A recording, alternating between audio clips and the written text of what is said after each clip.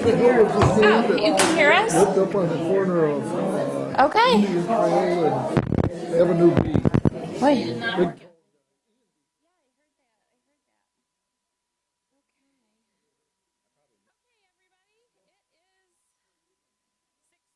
p.m. and we're going to get started with our regular meeting of the June 10th Township Board meeting. We'll call that to order, and if you'll join me with beginning with the Pledge of Allegiance. I pledge allegiance to the flag of the United States of America and to the republic for which it stands, one nation, under God, indivisible, with liberty and justice for all. Okay, Ann, will you do a roll call attendance? Lyle, Yeah, Bartlett, Yes. S. Cortade, Here. M. Cortade, yes. Walters, and Friend. Here. And it's noted that Cook is absent and excused. All right, very good, thank you. We will review the agenda for conflict of interest. On our agenda today, you have the consent agenda, which has the minutes, the different fund payments, the investment policy and resolution, the Planning Commission and Zoning Board of Appeals appointments. You will be asked to add a road naming for Boomerville Drive. Before the Township Board, we have a public hearing on Scout Camp and Traeger Road Special Assessment District, Michigan Shared Street and Spaces Grant, TART 3 Mile Trail, Zoning Amendment 224 for childcare standards. We will ask to remove the Bayview 1 phase closeout, the DPW standard specifications. We will not introduce the Uniform Sewer Water Ordinance this month. And we do have the Metro Act extension for Wolverine. Is there any conflict of interest by anyone on the board? Okay, seeing no conflict of interest, is there an approval of the agenda with the noted exceptions of adding Boomerville Drive road naming to the consent agenda, removing Bayview Phase 1 closeout, and removing the introduction of the Uniform Sewer Ordinance update? I make that motion to approve the revised agenda. Or, Okay, motion is made by S. Cortade and supported by Lyle. Any further discussion? All in favor indicate by saying aye. Aye. Any opposed by no? Okay, we have an agenda. With that, we will move to public comment. I will note that we will have public comment during the Scout Camp and Traeger Road Special Assessment District because that is a public hearing. So if you are here for that item, just hold your public comment until that item is before the Township Board. So right now, the public comment is for any other items other than that public hearing. Ann, would you go over the rules for, they might be under the desk there, the rules for public comment. And these are for this public comment and also for the public hearing as well. The purpose of public comment is to give members of the public an opportunity to express their views and opinions to the members of the board. To maintain order and ensure fairness to every speaker, the following rules must be followed during public comment. Speakers will approach the podium and introduce themselves by stating their name and address and then proceed to make their comment. Each speaker will be limited to 3 minutes and is only allowed to speak once on the same matter. Communication previously emailed to the commission is not necessary to be read aloud. Public comment time may not be given to another member of the public. Any arrangement for speaking on behalf of others must have been arranged prior to the meeting. When your time is at 2 minutes 30 seconds, you'll be alerted with a yellow signal to wrap up your comment. And at 3 minutes, you'll be alerted with a red signal, and the chair will ask you to conclude your comments.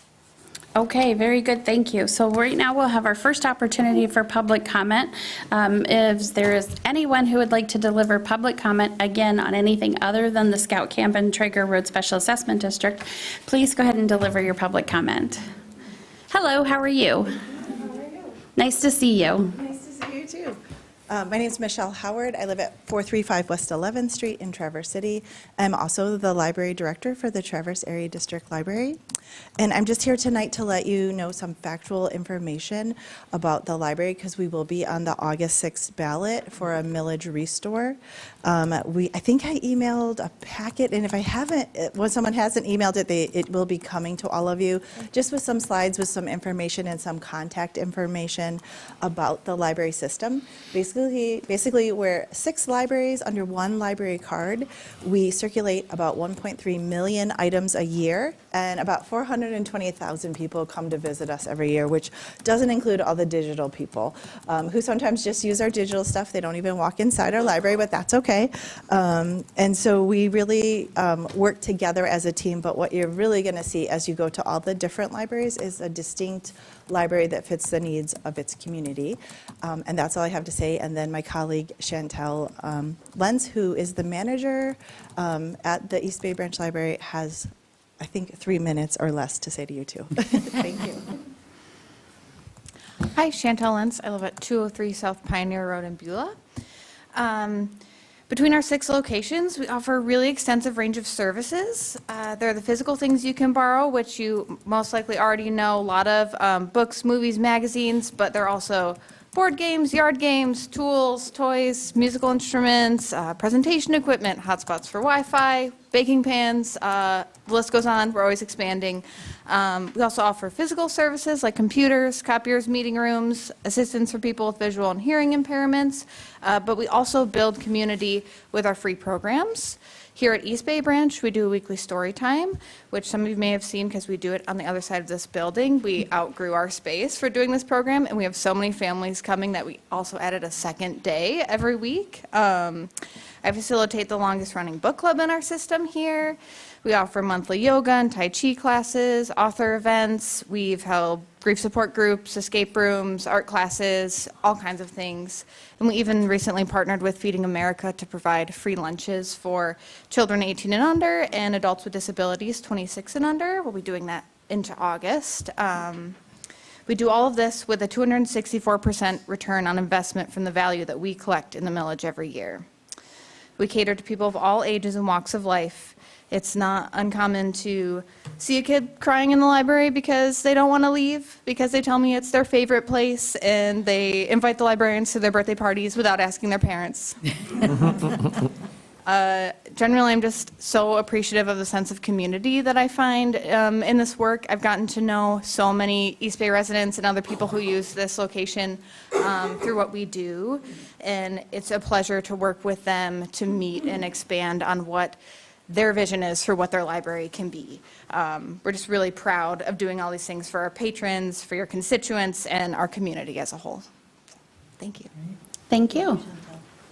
Appreciate you being here. Any other additional public comment at this time? Okay, seeing none, we will move further down our agenda. Correspondence and reports. You do have some information in your board packet for the board to review. And then we'll move to the consent agenda. Ann, if you'll go over the consent agenda. Sure. The purpose of the consent agenda is to expedite business by grouping non-controversial items together to be dealt with in one board motion without discussion. Any member of the board, staff, or the public may ask that any item on the consent agenda be removed and placed elsewhere on the agenda for full discussion. Such requests will be automatically respected. If any item is not removed from the consent agenda, the action noted in parentheses on the agenda is approved by a single board action adopting the consent calendar. This evening, you have minutes from May 13th, 2024, regular meeting. Recommend approval.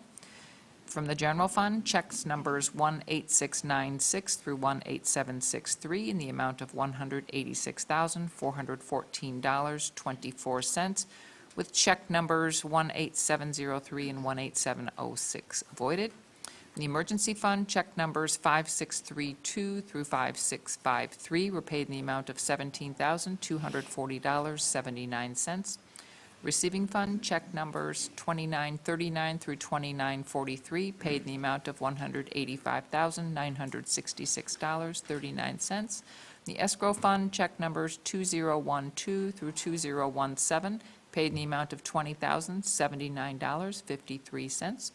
The roads SAD fund, check number 116 was lost in the mail, so check number 117 was paid in the amount of $97,234.38 to replace it.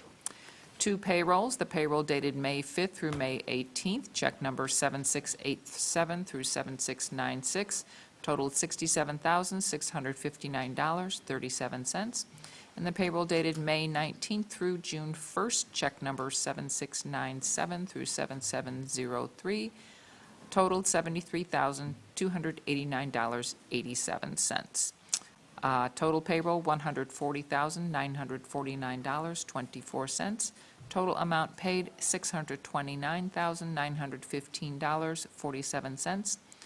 There are no proposed budget adjustments, and there are 3 other items. The first one being investment policy and resolution, Planning Commission and Zoning Board of Appeals appointments, and Boomerville Drive approval. Okay, very good, thank you. Now, just note that resolution numbers do begin with 2024-11. It does say on your cover sheet -10, but on the resolution itself, it does say 11, and so it will start with 2024-11. With that, is there any items that anybody on the board would like removed from the consent agenda? Okay, are there any items, is there any item that any member of the public would like removed from the consent agenda? Okay, seeing none, we'll bring that back to the board. Is there a motion on the consent agenda? So moved. I'll make support, sorry. There is a motion. It is moved by M. Cortade and supported by Bartlett. Further discussion?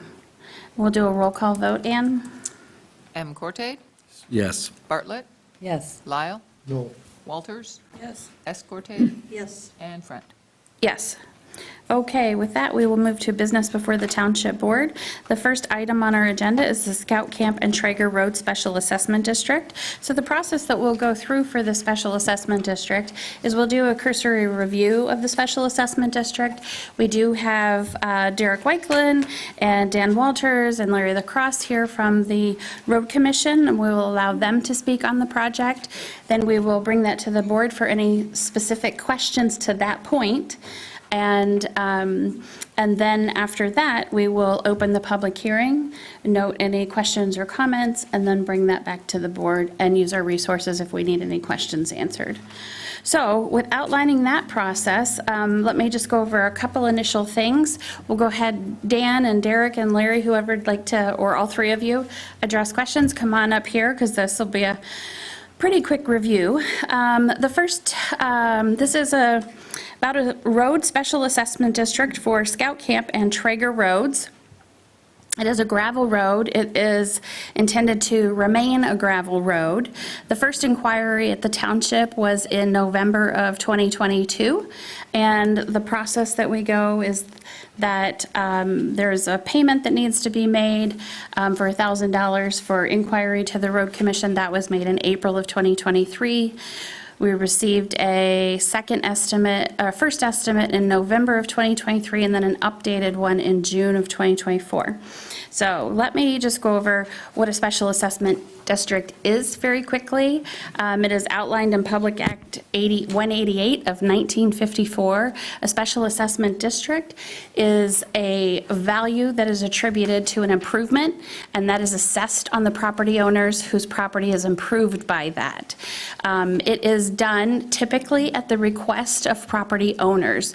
The majority of the time you will find that not only in our township, but in other townships across the state. So the special assessment districts can be done for many types of improvements: roads, sidewalks, lighting, all of those types of things. The statute outlines specifically what you can do special assessments for and how you assess the property. Why do we need to pay for our roads when we already pay for our roads? That's a very good question, and I'm sure that Dan and Derek and Larry can add to that. But very quickly and very succinctly, I'll just tell you there are more road needs than there is funding in the state of Michigan. And that's quite simply the basics of it. What is the township's role in a special assessment district? So a township, we do not operate roads, maintain roads, control roads. And that's a little bit of a misnomer because many, many years ago, several decades, they were called township roads, but statute has changed. Gosh, I don't even remember the year. I want to say it was in like the 30s or 40s to make those roads actually under the purview of the county road commissions. So townships don't have a role specifically in roads. However, we do in special assessment districts.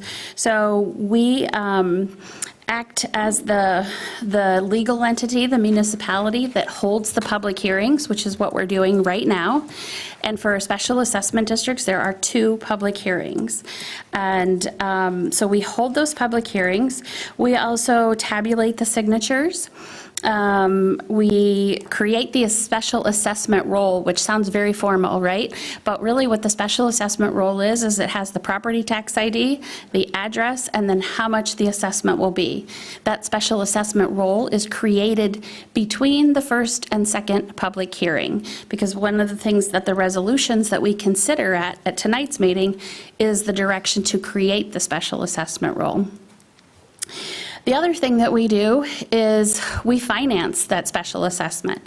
So we figure out if the assessment's going to be done and we're going to be invoicing the property owners, how are we going to float or finance that money?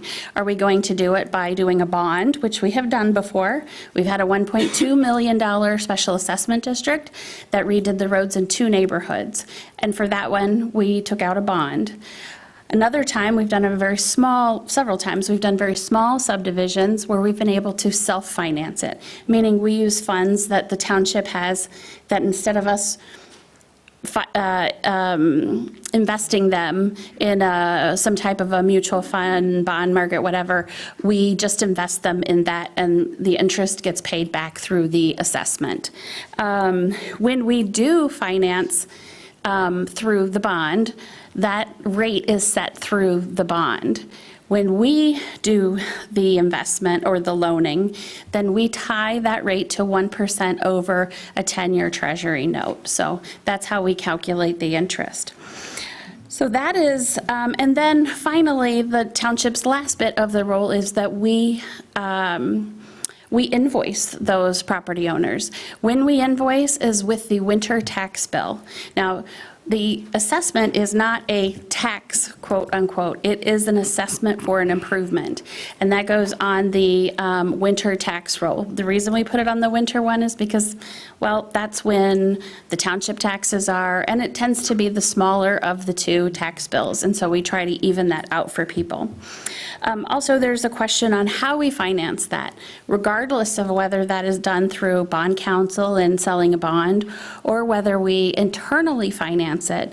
We figure out the best term for that loan possible. So we consider typically on average 5, 10, or 15 years. We have gone to 20 on some improvements, and one of the things that you try to do is match the life of the improvement with the life of that loan. So you wouldn't want to finance a road for, I don't know, 30 years that may have a life expectancy of 20 years or something like that. You try to match the life of that improvement with the financing term. What is the process for doing a special assessment district? Well, as I mentioned, they are almost all primarily resident-driven. These are not something that you will find that townships, either here or across the state, typically take on their own. They are generally at the request of residents. So with a road special assessment district in particular, usually you'll have somebody inquire, what's the process? And do they want to become so-called, we call them a little bit like a neighborhood advocate? Do they want to be the one championing that? And if so, we will fill them in on the process, a lot of like what I just told you here tonight. They will get an interest petition. This is a very general, non-binding interest petition that they go out and get signatures for. The reason we do the interest petition is because we have to pay the road commission $1,000 to determine what the fix is and to do an estimate. If we did not have an interest petition to show that it was generally an improvement that was wanted, and if we just did it every time somebody came in to inquire about a road, we would be spending a lot of $1,000 with the road commission. and then often those SADs don't go anywhere. So we require an interest petition to show that we have a generally viable special assessment district, though not guaranteed. Then we make that payment to the road commission. They do their analysis of the road. They come up with the engineering. They come up with an estimate for it. They bring that estimate back, and we go out for a formal petition. The reason townships do the formal petition is because there is a process to stop a special assessment district. Excuse me one second.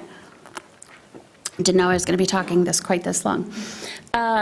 So that's how to stop a special assessment district is you file with 20% of the homeowners who do not want that improvement.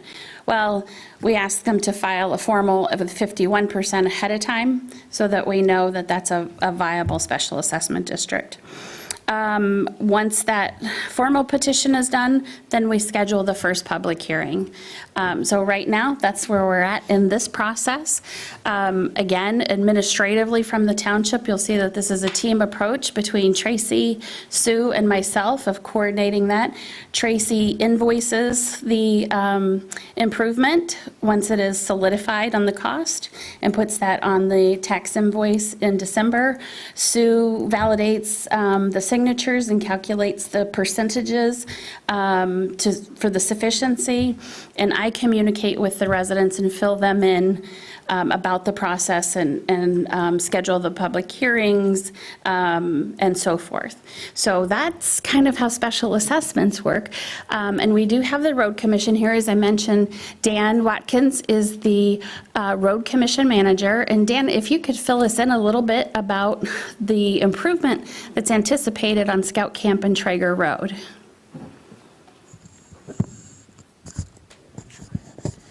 If you don't mind, I talked a little bit about Absolutely. how financing works and different things like that. So there's different types of roads in our network. The first one is a primary road, and we're able to spend 100% of our funding on improving that road. And how that is funded is through MTF.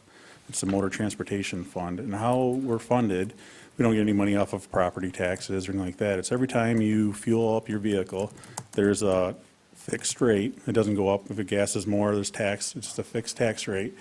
And based off of that, that's what goes down to Lansing, and then it goes back to your area per capita.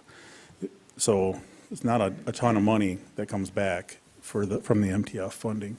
The other way we get it is every time you register your vehicle, a portion of that goes to Lansing as well.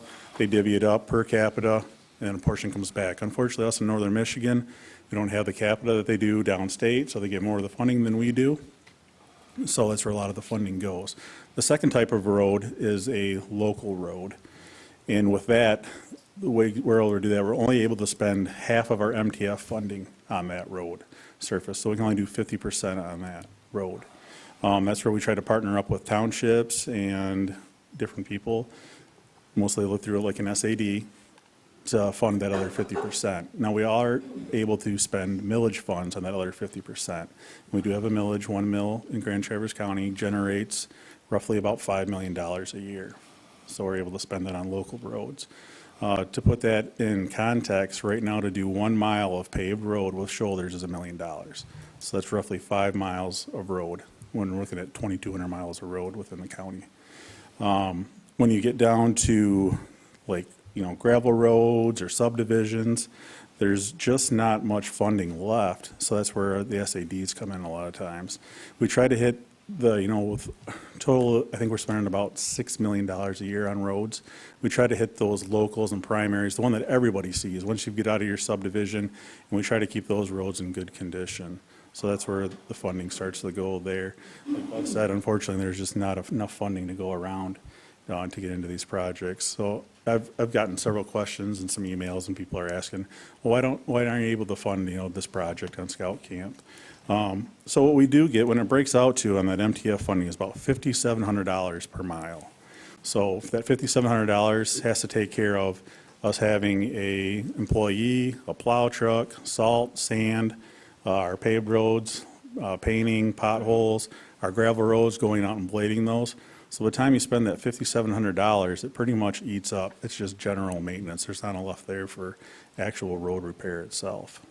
So you really start to see it pretty quickly where the funding gaps lie. Total, if we were able to come in and had an unlimited fund, what would it take to get our county's roads up to really good condition? $221 million. So as I was talking about, that $6 million isn't going to go very far. So that's where we really need to partner up on projects.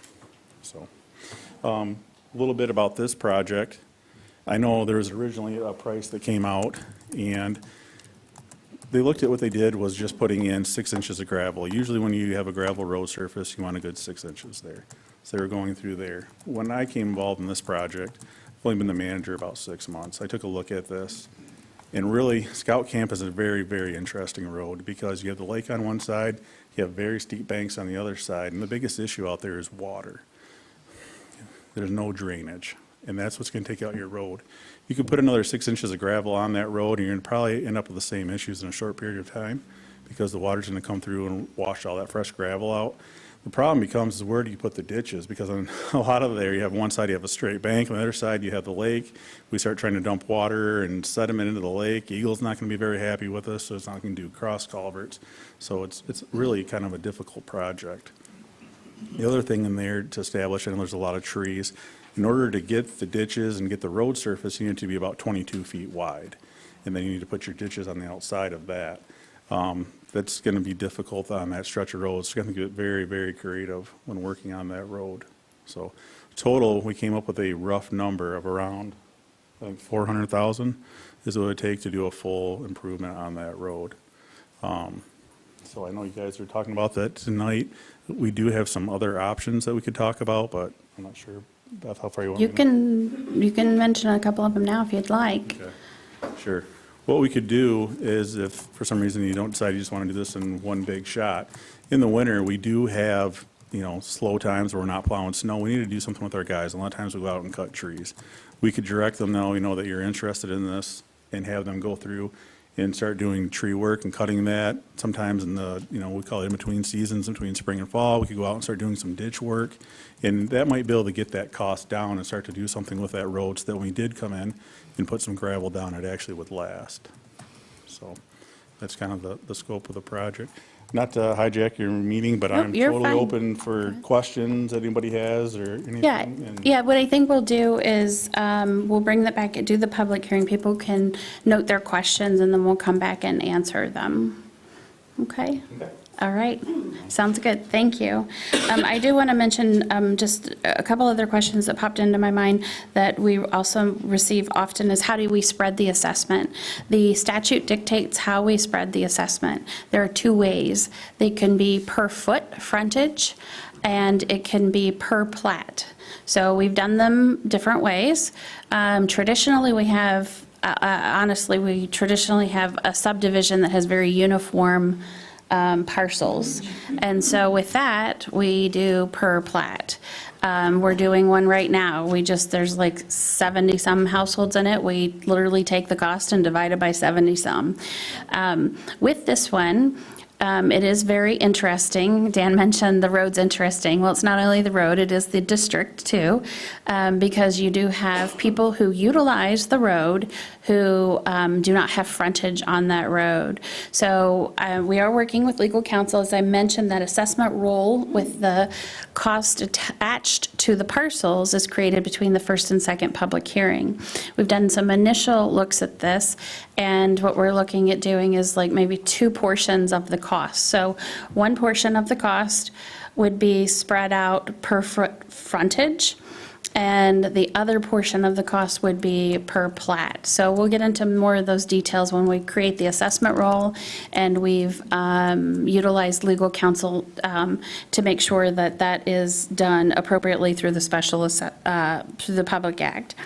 Are non-frontage owners assessed? Yes, they can be assessed if it is their only ingress or egress out of that system. So for example, we have a subdivision in the north that has access on 2 roads, and a long time ago, we tried to assess through there, and we couldn't because it had access from a different way. In this case, there are many parcels who, unless you have a helicopter or a boat, you are using that road. So in that way, we are able to assess the non-frontage owners as well. Will the state and the county property be subject to the assessment? We also have that question because there is state land and potentially county land. I'm not sure what day it is and who's signed what document, but potentially county land as well. From our initial look legally, we see nothing that prohibits us from assessing the county property or the state property. I'm a little curious where that state invoice goes, but we'll be looking into that too and making sure between the first and the second when we create that role that we put them on there as appropriate. So with those questions, let me bring that back to the board and see if they have any specific questions right now. You'll still have opportunity to later, but if there are any burning ones right now. Sure, Mindy. Excuse me. So the county changed the way that they do SADs where did Dan go? He's back and back. A couple years ago. Dan, can you explain how that works now and how it's by county, by township? And I'm pretty sure we already allocated our. No, actually, for the county, for the SADs, the way that it used to be, and correct me if I'm wrong, Dan, but special assessment districts used to, we participate at 10%, and that's our policy if our budget allows. We haven't seen one yet that we haven't been able to handle, but we do have that clause in there. And the County Road Commission, their previous policy was they participated at 25%. However, they also charged for design, engineering, project oversight, management. So their new policy, which is about 1.5 years or so old, something like that. Somewhere there. Now they do not do any match. However, they do not charge for those things either at this point. Now, you're talking too about the funding that they put aside for road improvements. Again, those typically tend to be townships.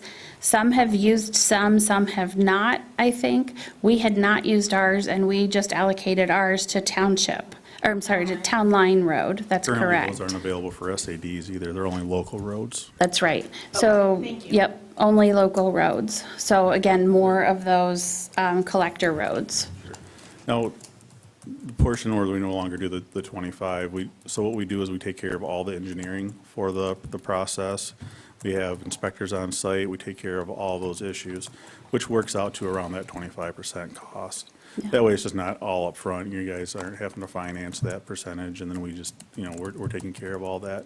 So it's kind of just a trade-off. I would say it's pretty much the same, Okay, so. okay. All right. Any other questions? Any other questions from board members? And I realize you guys have been through a few SADs, so you're pretty familiar with how the process works. Okay, with that, we will open the public hearing. I want to open the public hearing. Again, we do have the rules that Ann went through with the public comment. Those are the same for the public hearing. It is important that if you have a specific stance on the special assessment district, that you do have your name on the record. So even if you don't want to make an extensive comment, if you don't support it then, or you do support it, then you would want to have your name on the record for that. There's legal reasons within the Public Act for doing that. So before we start with the people who are attending here, Sue, do you have a list of people who have made written comment that wanted their name in the record? It is not a list. It is everything that was shared with the board, either by the individuals through the BOT email that goes to all of us, or to Beth, Tracy, or I individually. And what I'm going to do is speak their name and their stand. I'm not going to read a letter or anything. It's just going to be the specific information. And because of the ramifications of the Public Act and tax tribunals and so forth, that Ann will put those in the minutes. Yep, they must show in the minutes in case as a property owner, you do not feel that the improvement warrants a change in the value of your property. You would go to the state tax tribunal, and if you have not spoken for the record, to have your name on that record, the state tax commission does not know that you had a stand earlier on. So I'm going to take just a few moments and read these names. First one is Kurt and Joanne Robinson. They are opposed. The second is John and Judy Abernathy. They are opposed.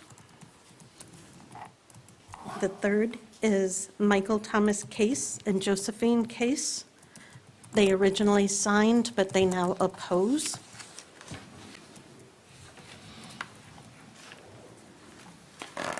There was a circulated halt petition, and they were signed by Susan LaRose as opposed, Jill Emmerich as opposed, Richard Houtling, I am so sorry if I say the names inappropriate, I'm doing my best, opposed, Donald Willent, opposed, Esther Thorson, opposed, Jeff Johnson owns 3 parcel, is opposed on all 3. Melanie Martell is opposed. Matt and Carrie Martell, opposed. Elizabeth Gehring, opposed. Marlene Bevan, opposed. Jeremy Conaway, opposed. Lisa Johnson, multiple properties, opposed. Leslie Tone, opposed. Virginia Bennett of the Wilson Family Trust, opposed. Lynn Cummings, Wilsey LLC, opposed. Elizabeth Spalding, opposed. Tim Spalding, opposed. Kim Schutte, opposed. Philippe Martinez, opposed. Betty Martinez, opposed.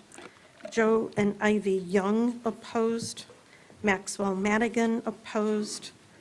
J. Curtis Robinson, opposed. Stephen and Kathy Morse, opposed. Taylor Lathrop, opposed. Jay and Jeannie Lynch, opposed. Emily Madigan, opposed. There were several more emails received. Harold Muzzy is opposed.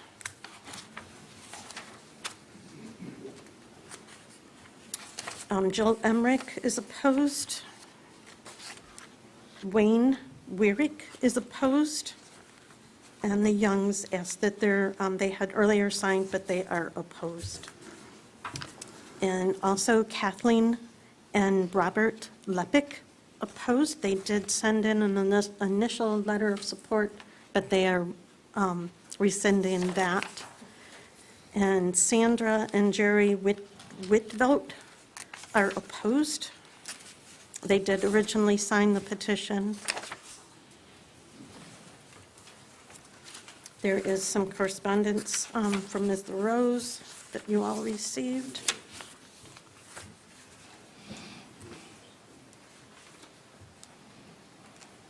And I believe I am to the bottom of that. Okay, and that's just correspondence since the notification went out?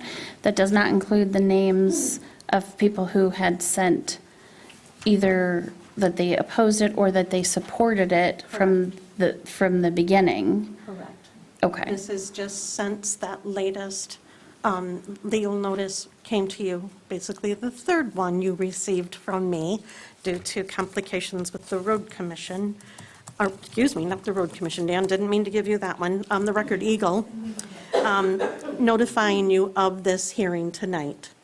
But they were not collected over time. These are just current ones. Okay. All right, so with that, we'll go, yes. I didn't hear you say Diane Ramstein and Jeff Johnson. Oh, thank you. I believe I might have said don't Jeff know. Johnson. There was 2 or 3 on the back side. I was wondering if you had. Yeah, this one. Let's make sure. Yeah, there's Tried some, not to have them double-sided. Yeah, there was about 4. I thought maybe you had them written on the other page or something. Thank you, Tracy. Now we want to make sure to have all of them. I think they were in the stapled packet. In the one that came here? I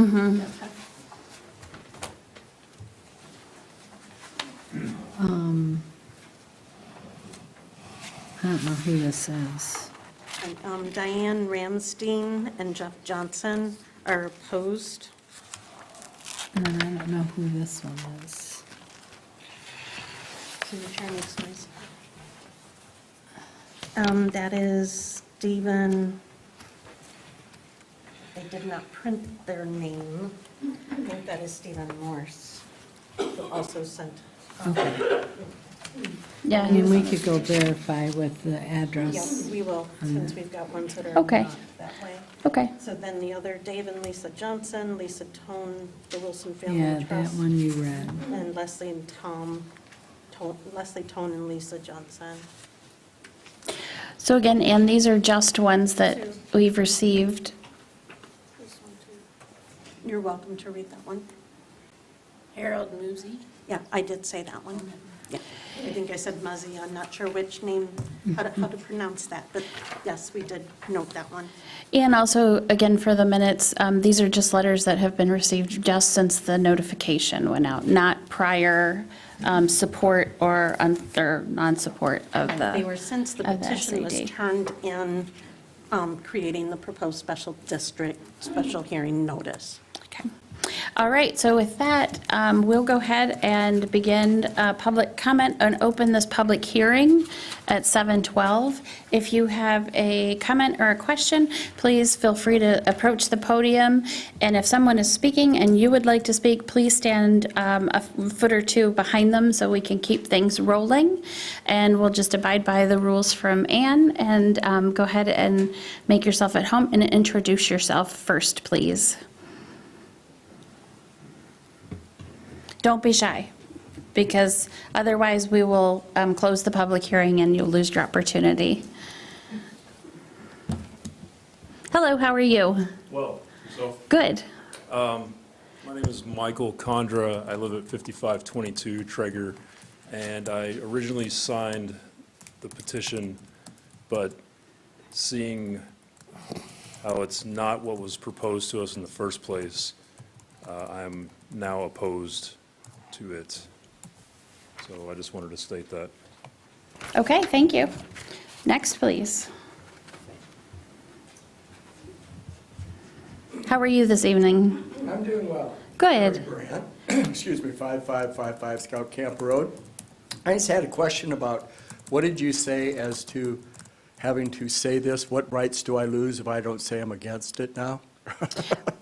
So normally we don't do back and forth during public comment, but let me make is a this question. clear. Well, we don't even do that for, what we typically do is write out the question and then we'll come back and address that. Although I do want to make clear for everybody who is choosing to make public comment or not. For a special assessment district, in order if you were to ever protest your property being included with that special assessment district later, you have to have made public comment at the public hearing. So that will be in the record if you make public comment. So the gentleman who was here earlier, his name will be in there as well as those others. Well, I would like to have my name just to preserve that right. It's not that I'm necessarily against it, but I would hate to give up my right to not speak up now. And there is a second public hearing as well, But I but, just don't want to miss that, but I mean, that's how it works today. I'd like to know, if we're gonna be paying for this, what the payout is. How long does it take for the road commission to get their capital back on this? Because it seems to me then, we'll pay for this, and the challenge I have with the way the system works is that, let's say it's a 2 or 3 payout, your payout, they have a lot less work they're gonna do as a result of this, but that money won't go to help us at Running Lake. We'll just start funding other neighborhoods. And I think that's that's the way I saw it. And I'm sitting there going, why would I go for that when I can go put it in a CD and I get it back myself? So, I mean, from an investment standpoint, it's not real clear to me why I'd want to do that, other than property, because you're going to maintain the road either way. So that's just my thought. Thank Sir, you. Could you please repeat your name? It was Terry Brandt. B-R-A-N-D. Okay. Hi, how are you this evening? I'm all right. I'm Samantha Brown, formerly Samantha Blakesley. I also live at 5522 Traeger, and I did initially sign the petition, but I am now opposed. Thank you. Any other public comment?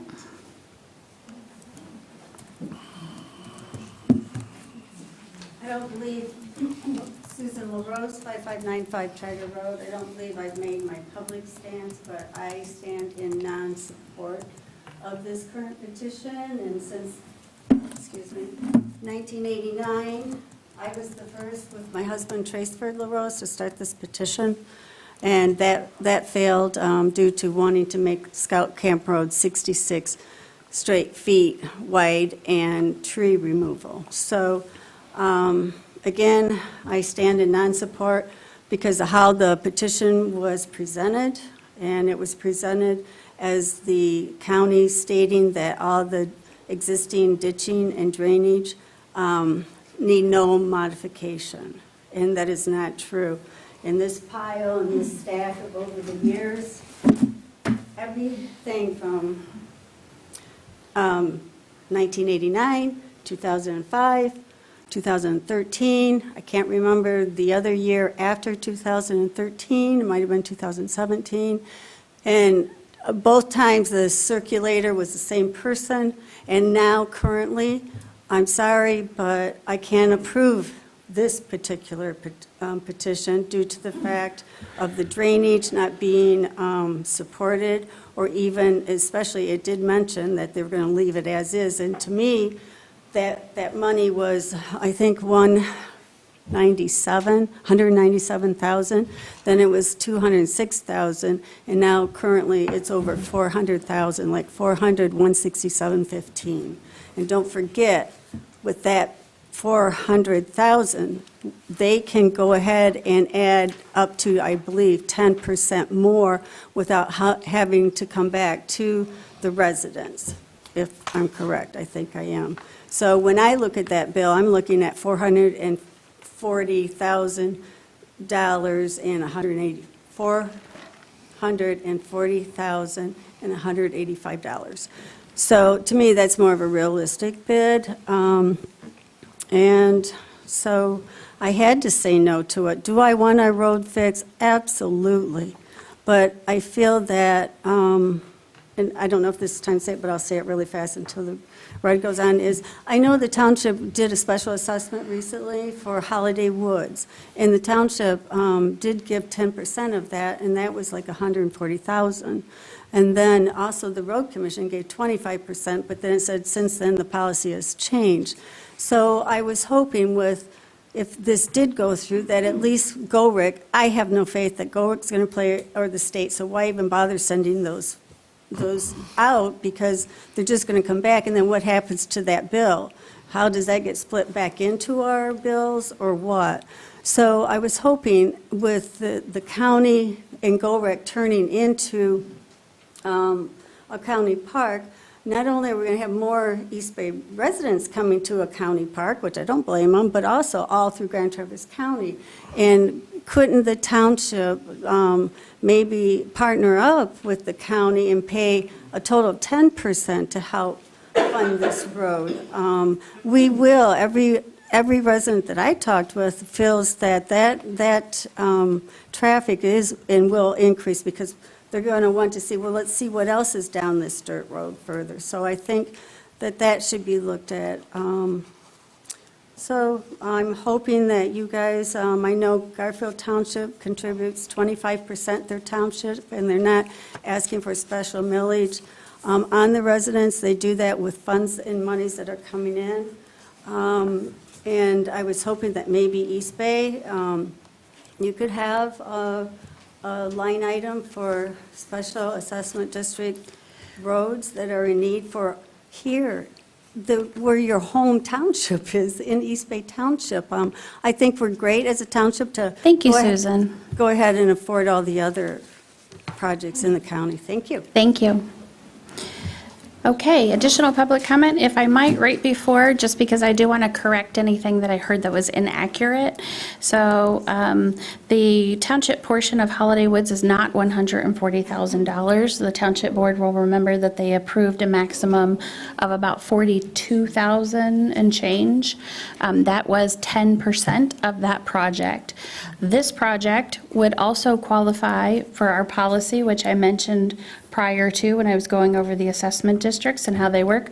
This project would also qualify for our policy of 10% of the special assessment district. As I said earlier, we do have in our policy if funds are available. I personally have never seen the township not do that, and we have always had the funds available since that policy has started. It was mentioned about Garfield Township at 25%. That is true. Garfield Township partners at 25%. They also have a township millage of 2 mills. Ours is 0.6. So they have some funds to put in there. And as well, we do have a line item for our special assessment districts with other road projects, and that includes the brining that we do on an annual basis. So I just wanted to qualify those and correct that information.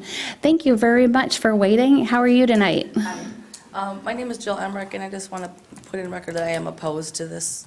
I had originally signed just wanting information, and it is not the project I thought it was going to be, and it's not going to be affordable for me, and I just want to show that I'm opposed to it. Okay, thank you very much. I did miss a note here. Also, it said existing ditching and draining was not mentioned, and I just had the original petition here, and it does say, consisting of new aggregate base with correct and improved balance of materials as needed for a non-paved roadway, grading and removal of troubled drainage areas, removal of trees in the right-of-way that shade the roadways and prevent the drying of the roadway after storm events. And then it went on to talk about brining and new treatment of that roadway. So, and note that existing drainage ditches, the existing drainage ditches are sufficiently below center grade and won't require extensive revision or modification. But it does talk about the removal and grading of the troubled drainage areas and the removal of those trees that are shading the roadway. So, yes, ma'am. How are you tonight?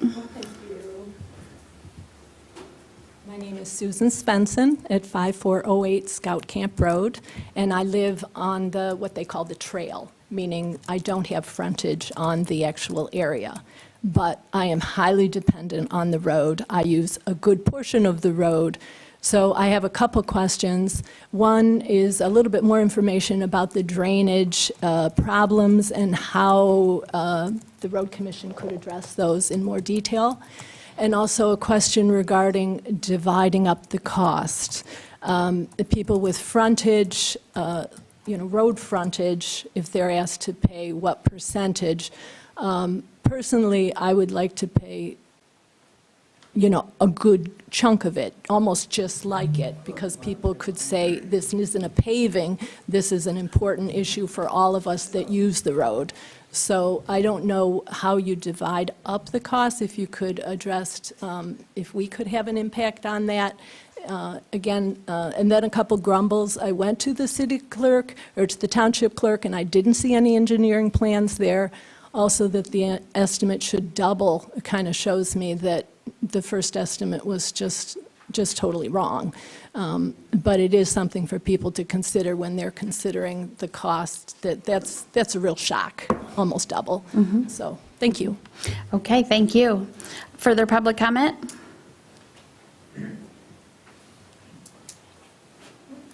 My name's Paul Horvath, and I live at 5649 Traeger. I was the one that circulated the petition, so I pretty much talked to everybody that's affected by this. I'm disappointed that when I talked to people, the estimate was $196,000, and I was shocked when I found out that it was going to be over $400,000. Late last week, the gentleman from the Road Commission came out, and we walked the entire length of the road back and forth, and there's no question about the fact that this is a complicated job from the standpoint of drainage, tree removal, and all that kind of stuff. I have faith in the fact that they know what they're doing. that this is a legitimate cost, whether we like it or not. And furthermore, I look at it and say, based on what they're saying, our road continues to deteriorate to the point where it'll get to the point where they won't be able to maintain it anymore because there's no roadway left. If we don't do the project now, if anybody in this room thinks it's going to be cheaper 2 or 3 years from now when the road doesn't exist, then I'm sorry, but this is our one opportunity to get this done. And I think in spite of all that, I certainly understand people that say they won't be able to afford it. If they can't afford it now, they're certainly not going to be able to afford it in a couple years. We don't do it now, we're done. It's going to be a disaster in 3 or 4 years. There's no ditching available now. And if you drive down the road today, we haven't had any rain for a couple of days. There's huge puddles all over the place that it either takes the soil to absorb it or it evaporates. And it doesn't do a very good job. And when they grade the road within days, if we have rain, we have potholes because there's no base left for the road. So it's up to us as individuals to decide how badly we want this job. And from a cost standpoint, it is what it is. So, thank you. Thank you. Next. Hi, James Thompson, 5551 Scout Camp Road. I'm also on the trail, so we don't have direct interface. I'm just concerned with the project as it stands now and what really is going to be different than what's happening to the road now. I understand there's issues. I think one of the big issues is just trees that fall down and don't get taken out. That certainly would help, but I need to be convinced that if we're going to spend $400,000, it's going to be better than what's been happening since we've lived there for 8 years. And I don't trust, based on what I'm hearing, that that's going to happen. So to me, that's a waste of my money. Thank you. Thank you. Additional public comment?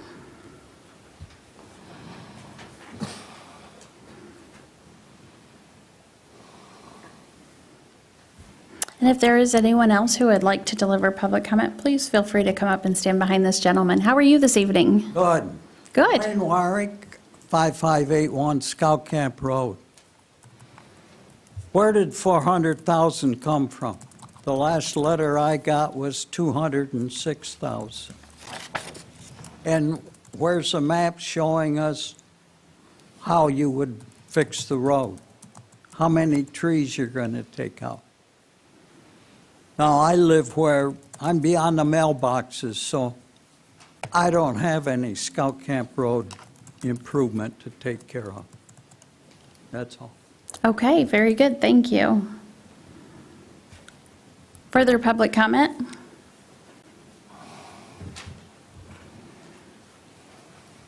Claudia Wixel, 5671 Traeger Road. I guess what I want to say is I think a lot of the opposition, besides the doubling in cost, is they do not understand what will be done. They don't understand what kind of improvement will happen if they approve this. So, I think what is needed is a comprehensive outline of exactly what the Road Commission plans on doing so everyone can understand exactly what will happen. A few years ago, in the springtime, our road was virtually impassable. It was to the point where everybody was weaving down the road. You could not even step on the gas. There were so many potholes. And everybody was complaining about the road. We would all love if the township could pay for it, if the county could pay for it, if the road commission could pay for it. Apparently, that's not the case. So I think as residents, we need to look at, first of all, ask what exactly is going to happen with our money. Second, are we willing to live with the road the way it is?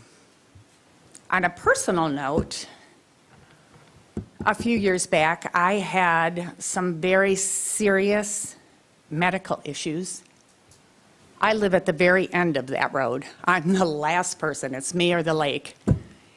And the whole time the road was as bad as it was, all I could think of is if I had to call an ambulance,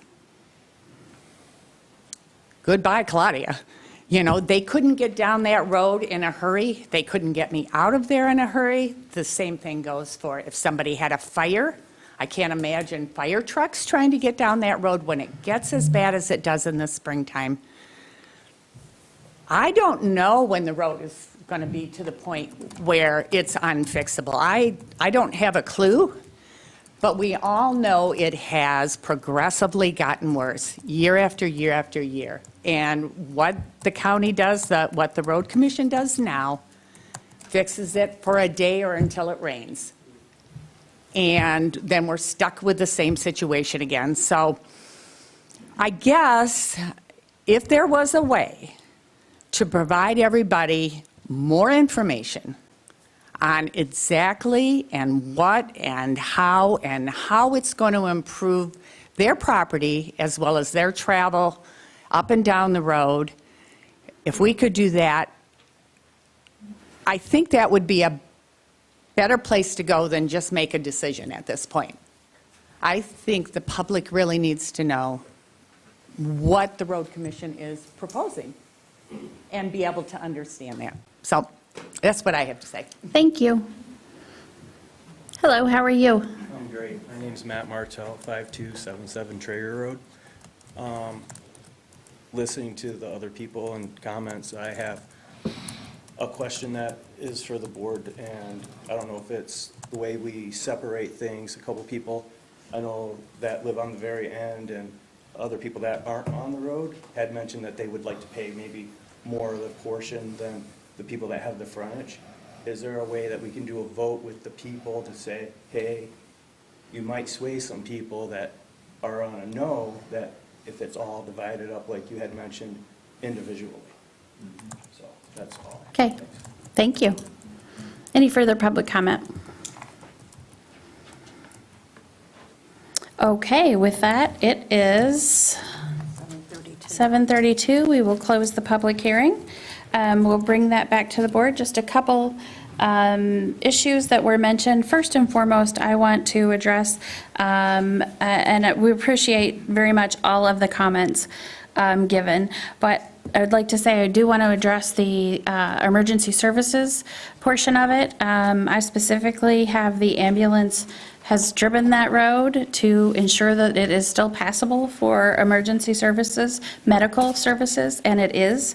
We also, by the way, when we purchase ambulances, we purchase ones that are four-wheel drive, so that's very helpful too. Not to say that it wouldn't be much better maybe if the road, but that is still passable. I have not asked a fire truck because quite frankly I'm more worried about your physical life than the home, and so I want to make sure that medically that they can reach any individuals that might have an emergency out there. Regarding some of the other questions that I've noted here, and Dan will have you come up too because some of them are related to the road commission. But as was mentioned, yes, we will be assessing the property owners that are off of the property as well. They are able to be included legally within the special assessment district. It is not a situation where it is a volunteer assessment. They will be assessed and legally assessed, so all of those properties will be included that are east of the beginning of Hobbs Highway. You will note that there is private road and public road. These improvements that the road commission are doing are on the public road portion. Anyone that has frontage on the private road or off of the private road via an easement, they will be assessed the non-frontage road portion. There must be legally a differentiation between those that live on the improvement versus those that live off the improvement. So that's why we would have a difference between the two. Obviously, those that live directly on the road, that's more of an improvement for those property owners. So that's why we're looking at, for the portion that would include all of the property owners, even those off the frontage, just a uniform split by parcel. And then for the front footage portion, we would include that part as well. Let's see, how long that it would be paid over. If I understood that question correctly, again, we tend to look between 5, 10, and 15 years, and the township is typically willing to do whatever most of the special assessment district asks for. Personally, and I think the board has gone this way, I think it's best to do it for the longer that we can. It gives more people a longer ability to pay, less to pay a year. Those people that want to pay off early, they can, and they can pay off without the interest cost. So it gives more options for more people in doing that. And I would anticipate that we would look at a 15-year special assessment district for this road.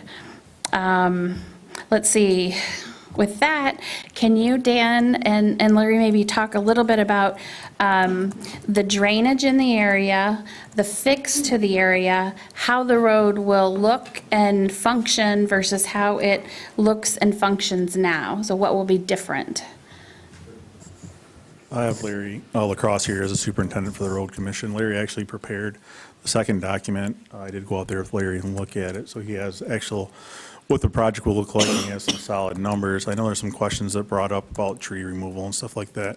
So we do have a 66-foot right-of-way. It's going to be very hard to utilize that full right-of-way in there, but there would be portions of that right-of-way we probably would have to go out 66 feet with tree removal and brush, trying to establish ditches. Larry, I can probably let you take it from here. And after this, I'm available for any questions, or I can jump in at any point. So. So basically, looking at the last $197,000 estimate, what we were looking at, I was looking at notes from the last estimate, and it basically said no ditching whatsoever. So you have a lot of trouble out there that needs ditching. You have a ton of trees out there. You got spots that, hills are directly on the road. There's no drainage whatsoever. You have spots that don't have any gravel at all. So the last quote was basically to bring in gravel and just put a top layer of gravel on it, 6 inches of gravel. What this estimate is to do is to go in. Well, we're going to probably use that 66-foot right away at times, but there might be times when we're looking for a 22-foot wide road with ditches so that the water can drain off that road nicely and last longer. We're looking to, after we do that, we're going to bring in gravel, and then that gravel we're going to, roll and brine so that it can lock up and be a hard surface that lasts a long period of time. Without the ditches, if we just go in there and put gravel down, it's just not going to last. The base, as Paul was saying, the base is gone. It's not going to last. It's just going to. The water's going to sit on the road, and you're going to have what we call a trough road again. That's where all the water, all the puddles you have out there right now are going to be that way. There's nothing I can do unless I dig a ditch to get that water to run off the road properly. It's just like any other pavement that we have. We have paved roads, and we create ditches on the side of that road because water is horrible for roads. And that's why we build such large ditches and wide ditches so that we can control that drainage. We do have other issues. The trees are massive. They're big, and it's going to take us a lot of time to remove those trees. And I don't, if this project does go through, I don't want to scare anybody, but it's basically we are going to take some trees out, and we are going to build ditches where probably you guys are going to I just want to make you guys aware of that. If that goes through, then we have to take these trees out to make ditches because we have to have room. And the root systems for these trees really, really stretch out and actually are getting under your gravel road right now. And that's part of that issue too. So. Just a part of this, we ran into some other projects. This does include going through people's, front yards, once they have a nice manicured yard, something like that.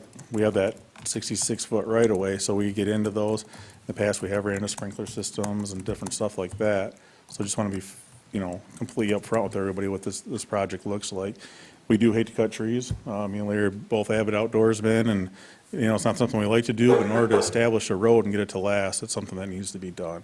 So it can be shocking at some points when we go in there and do it. When we're done, we do leave a very nice finished product, and it looks like a very nice passable road. I know some concern was brought up. I mentioned, how long is this going to last? Being a dirt surface like this, you can't put a real timeline on it. If you're going to say, there's such struggles and issues out there, and I really do mean that when I say it's kind of a complicated project. The only way I think you could really guarantee that road would be to make that a drainage district, actually have drainage in there, control it, and then pave the road. Other than that, I think it's, we can make a good gravel road. You can see other gravel roads around here, but to say that, this is guaranteed for, ever, we couldn't make that statement. It's going to be something that still needs to be maintained. We can get it in a lot better shape, a lot better condition, something that's going to last a lot longer. But when you're dealing with a gravel road, and especially some of the runoff issues there, I mean, this is not going to be just like never touch the road again. So I want everybody to be aware of that it's going to be an ongoing. It'll give us something that we can maintain moving forward, but it's definitely going to be something that, isn't just a once and done, fix all kind of situation. We'll still be out there a couple times a year having to grade and upgrade and brine, stuff like that. So I think I saw a couple hands come up. Dan, real quick question. When you're talking about the length of the fix, 15 years, I mean, you are thinking it's not like it would need the same type of treatment within 15 years, likely. I honestly don't even want to put a date on a gravel road. Okay. When we talk asphalt roads, we say 25 years for replacement. Okay. So with a gravel aggregate base, I don't have an accurate timeline. Okay. I would say it's much improved. I mean, you can drive around and see gravel roads that have been out for, 50 years. Right. But how long before we have to get out there and touch them and maintain and bring in more gravel? Yeah. I don't have a solid date. I get, yeah. Derek's our engineer. I don't know if he could even, Yeah, gravel's a tough one as far as the kind of expiration date on your road. The point I was just trying to make is, obviously, a special assessment district, which will be a few $1,000s for people, they wouldn't want to necessarily, see that same improvement within that period of time. So it would probably likely not be expected. I would probably lean towards a 10-year myself. Okay, all right.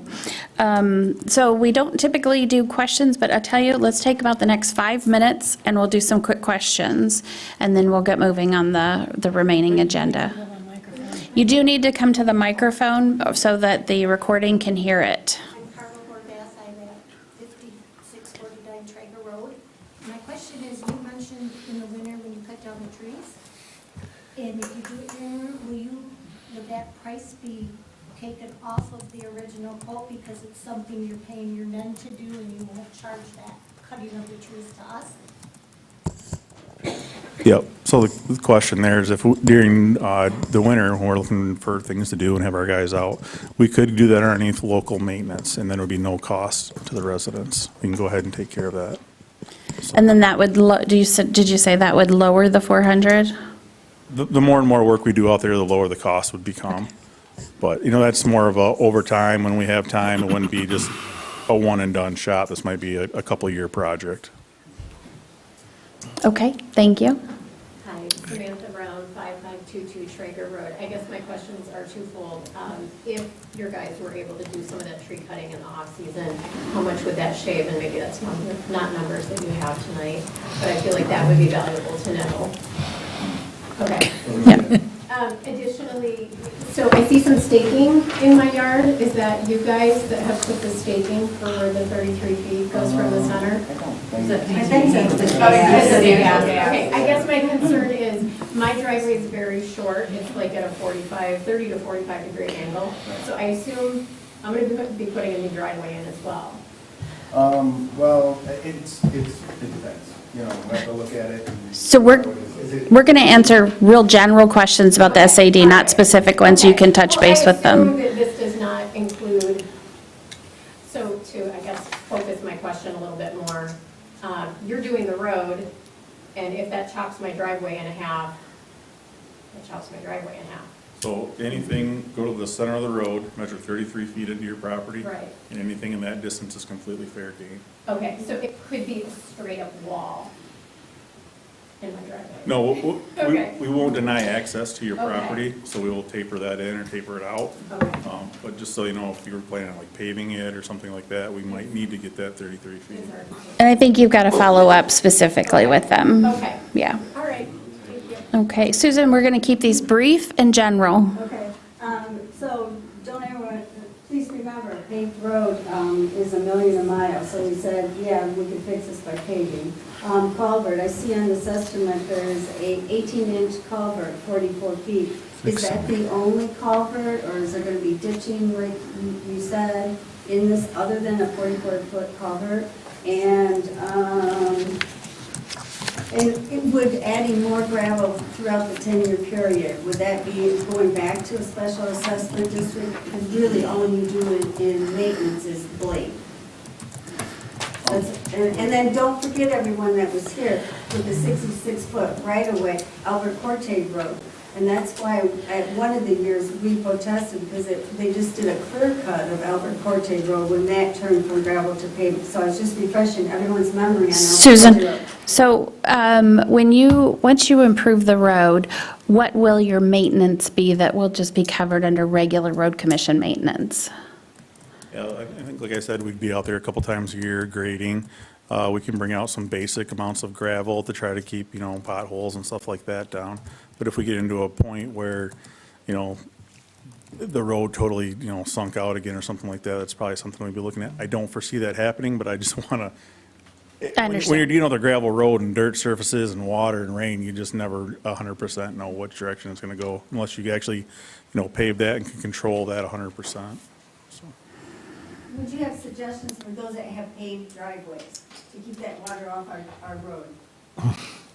It's a suggestion that they could call you, because you said that you could give suggestions to those who have paved driveways to keep that water off running down to our road. If you have a road and it's actually in the way we handle it now, with whenever we give a driveway permit, that actually has to be running away from the road. So if you have a paved driveway and it's running towards the road and all your water's coming down through there, it's actually causing more harm to that road than not. So now in order to get a permit, it has to go back towards your property. What's the Okay. width of this road? 22 feet. Pardon me? 22 feet? 42, honey. 42 feet. 22. Okay, thank you. Thank you very much, appreciate it. With that, we'll go ahead and bring that back to the Township Board. What comments or questions do you have on the Special Assessment District and the resolutions for your consideration? Glenn? Okay, the first question I got is, what is the percentage that's for and against as we stand now? Do we have a, Well, it's a rough number. Beth had worked on this. I was at a training today, so I'm going by your numbers, but there were several received Just since. roughly.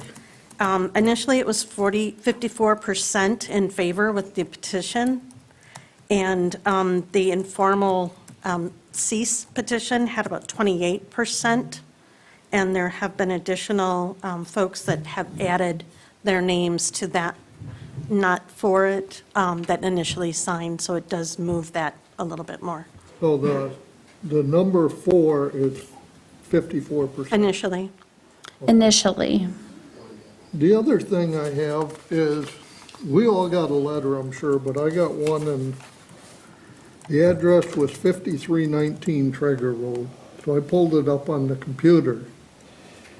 And I guess my thought is, after looking at this, that we definitely need to see what options there are, because this person has a lot.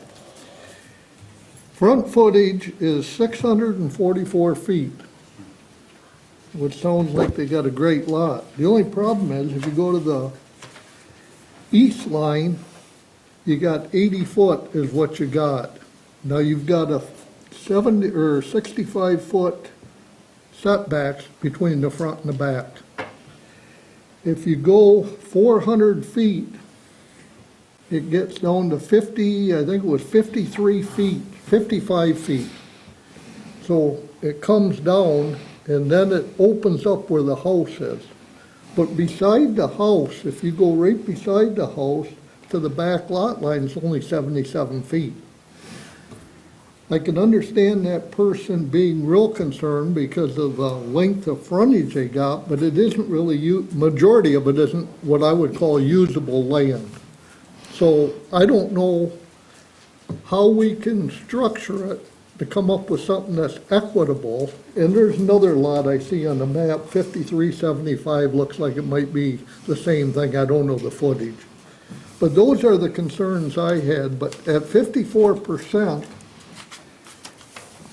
I don't know, it isn't an overwhelming amount that want this done, but like the gentleman said, you don't do it now, in 3 years, 4 years, it's gonna be that much more expensive. And I know that they came in and,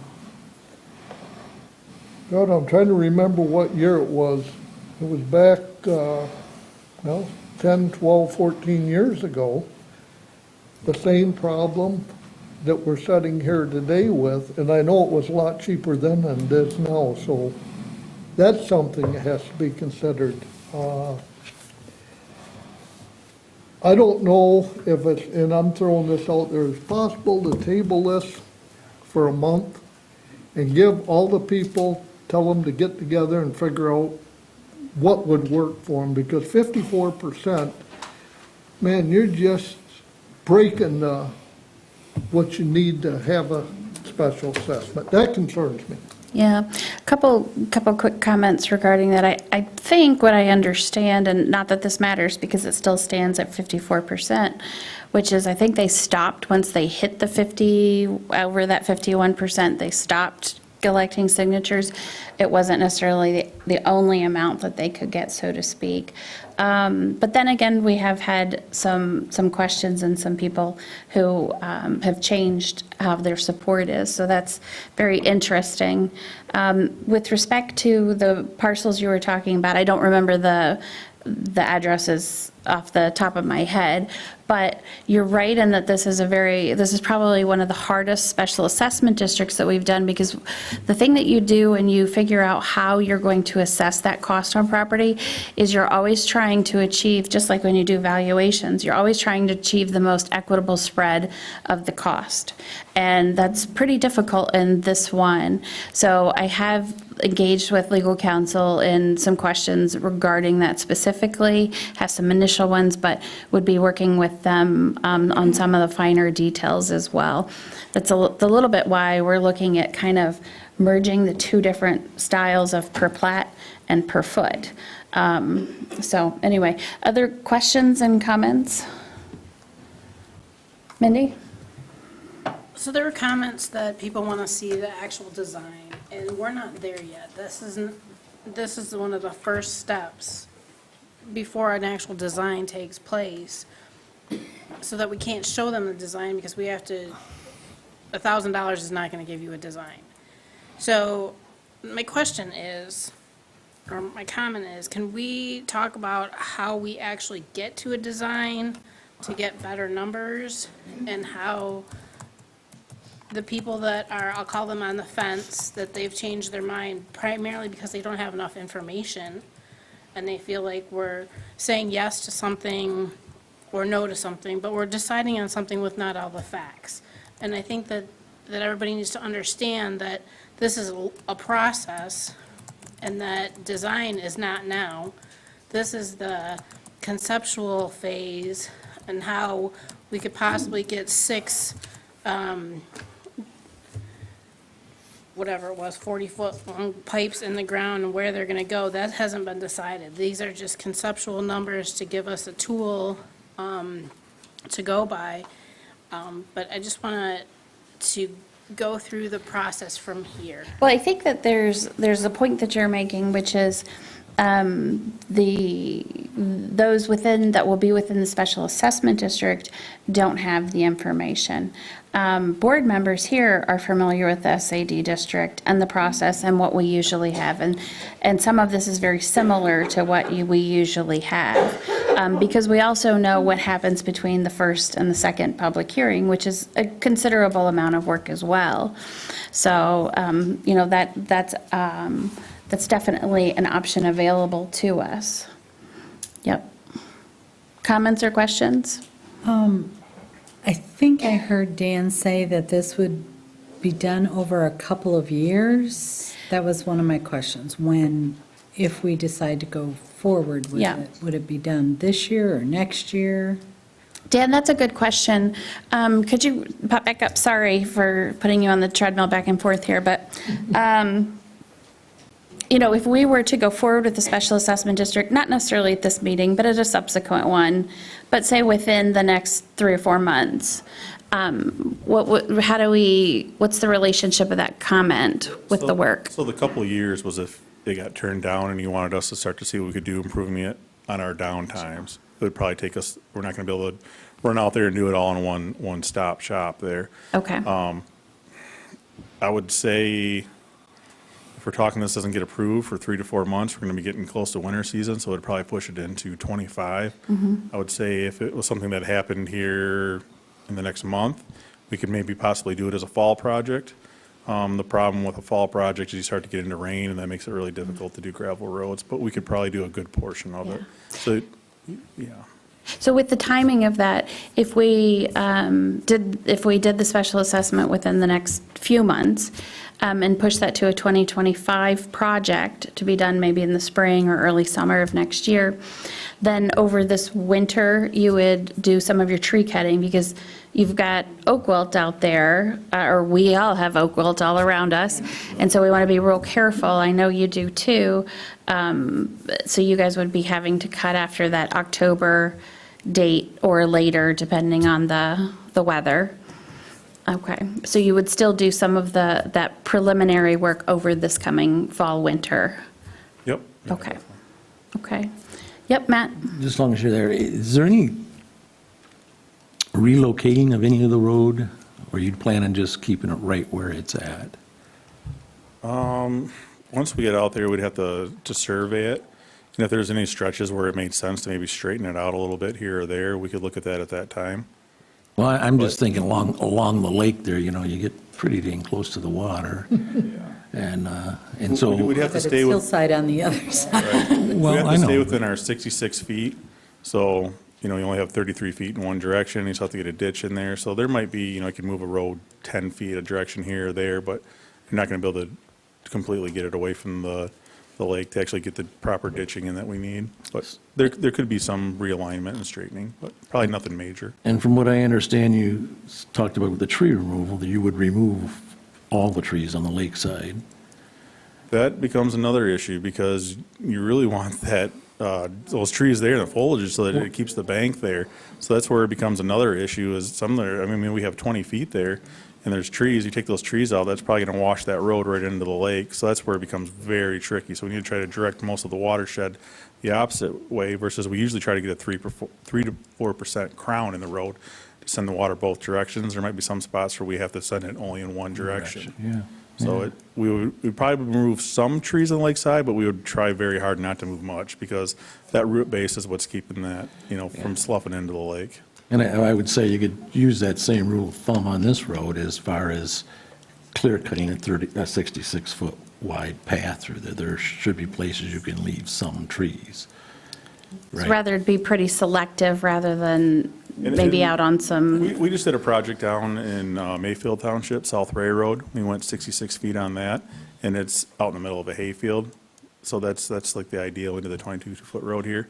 With this one, it's going to be really difficult. I think, again, we're probably going to lean heavily on the non-lake side, taking that full 33 feet, and then trying to leave the lake side around. But again, when you get into different spots and different areas, sometimes there's just straight up hills in there. It's really going to be a very tricky project to try to find places to run that water. You might have to try to running water long distances to get around to get a spot where you can unload and unleash that water. Okay. Back here, the 54% is by parcel, correct? No, it's by per front footage, per foot frontage, yeah. The statute says that's why you have to do it. So that includes the GO-REC property and everything else? Mhm. Mhm. I didn't see them take a vote. Did you say it included the GO-REC property? Did your wife just tap you on the face? You are right, and I thank you very much. But, so, yes, the footage included the GO-REC property. And I did talk with the Land Conservancy as recently as Friday. They obviously only own it very temporarily until the county does. So, you know, they wouldn't have a position, so to speak. And as far as the county, obviously, I was going to put in a call to Nate Alger, but even Nate would tell me, Beth, I can't do anything unless the board tells me. So that would take a process to know their stance on it. Yeah, but if they're not on the petition, they don't count towards the positive. No, they would, it's of your total property, so it's the percentage of the total frontage. So, yeah.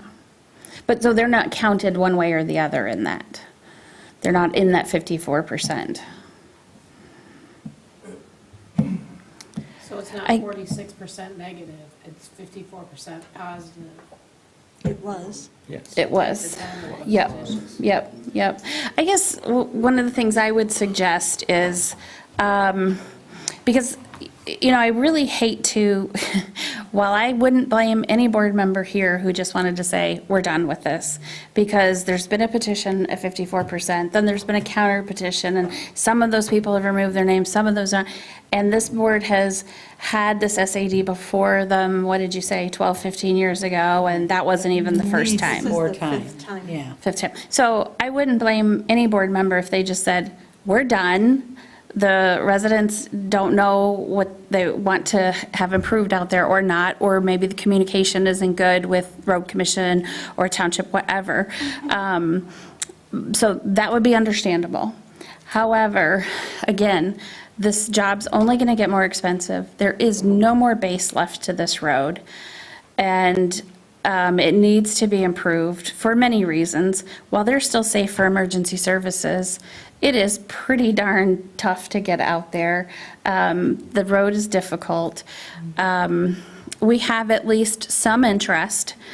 I would just propose that we would put this on, you know, up to say a 3-month halt, not halt, but a 3-month table it, and that we bring it back within that period of time. We would request that the road commission, and maybe we work with them on a document that fully explains the improvement, the technical aspect of the improvement. And that. As they know it now. As they know it now, because. They haven't done engineering to it. Right. And as well, while this traditionally is not done until between the first and second public hearing, and you know that, that the assessment roll is created, I can create an assessment roll. The reason we don't do that is, again, engaging legal counsel, spending literally hours going over every single piece of property, trying to come up with that equitable distribution of the cost is very much an investment in resources. However, because if this has been before us for 5 times, there's interest, but there's also a lot of problems. So why don't you let us take another stab at this? And then before that 3-month time period, when we bring that back up, we'll have some communication that goes out to all of those residents.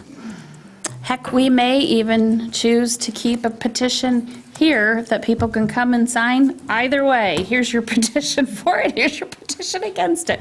Do whatever you want, sign which way, and we'll tally them. But, you know, I would suggest maybe we try doing something like that. Yeah, I don't know that we can necessarily have a petition here, but Well, we can, oh, go we can ahead. have them come in and drop off a letter. We one can way or the other. absolutely have them drop off a letter with their signature, and the way that that works is a petition in itself is only used because it's a common way for people to tally whether they're for something or against something. It's actually not required by the statute. If they sign a note that says, I am for the special assessment district on my road for the road improvement, sign their name, and we have that they put their address, that counts towards something. That counts towards the 51% or more. That counts, or the 50% or more. That counts towards the 20%. So we could ask people to do that, specifically that. Yeah. Do you guys find that? Would you prefer to take action on resolution 1 and 2, not take action on it, or choose this tabled approach? Sure. I guess we, as a township board, as all property owners, would be committing to 10% of this project by policy. So we do have some skin in this game. But what I'm hearing and what I'm reading is that there are many mixed reviews, much concern both ways. And those that are maybe concerned that the road is becoming irreparable, but they don't feel, and my personal opinion is, I believe them, that they don't have the information before them to make that type of a decision.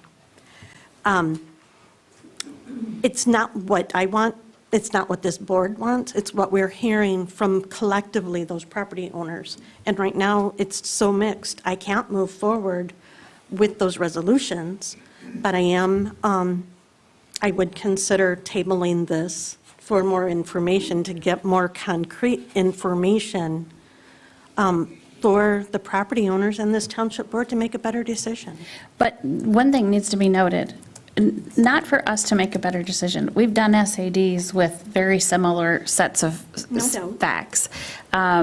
It's really for those maybe who haven't either talked to someone who's been involved in this process, and the notifications don't necessarily give a lot of information. They're just a standard boilerplate legal notification.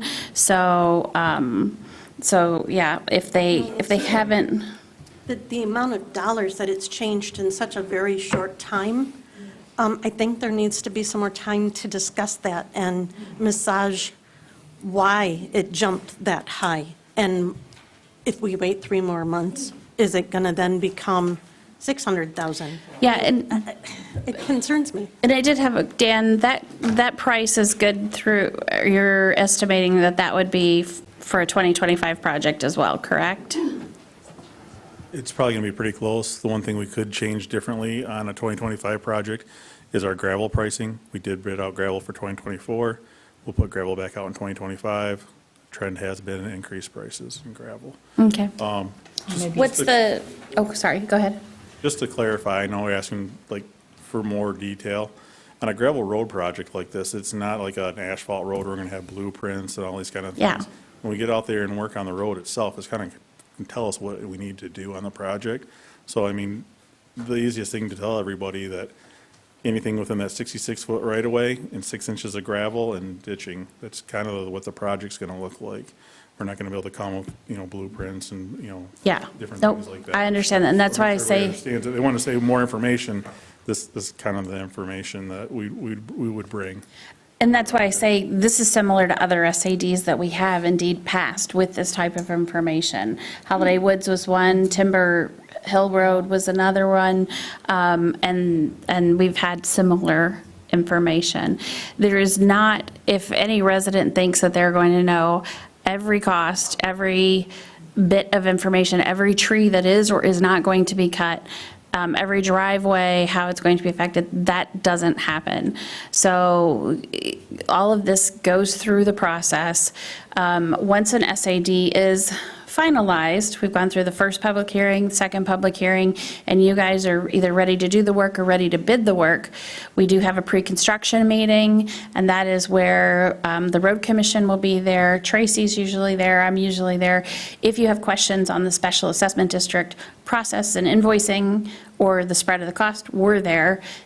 for questions on how it affects your property, the road commission's there to answer questions. That's when you get into some of the level of detail of, I have this type of driveway, I have these types of trees, what's that going to look like?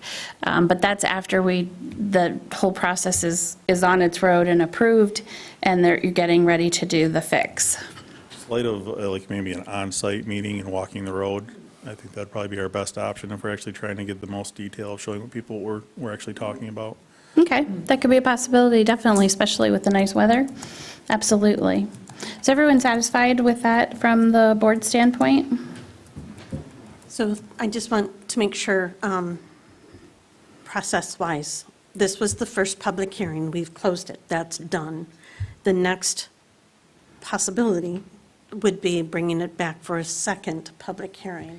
I don't know if we need a second public hearing, or if this will just be on the agenda for the consideration of resolutions 1 and 2. Okay. And then So, after that, it could go to the second public. exactly. I just want clarification, and I want Yep, public to and know I that as will, well. and I will be double checking that as well with legal counsel to make sure. So with that, I guess I would ask for a formal motion to table resolutions 1 and, there'll be 2024-12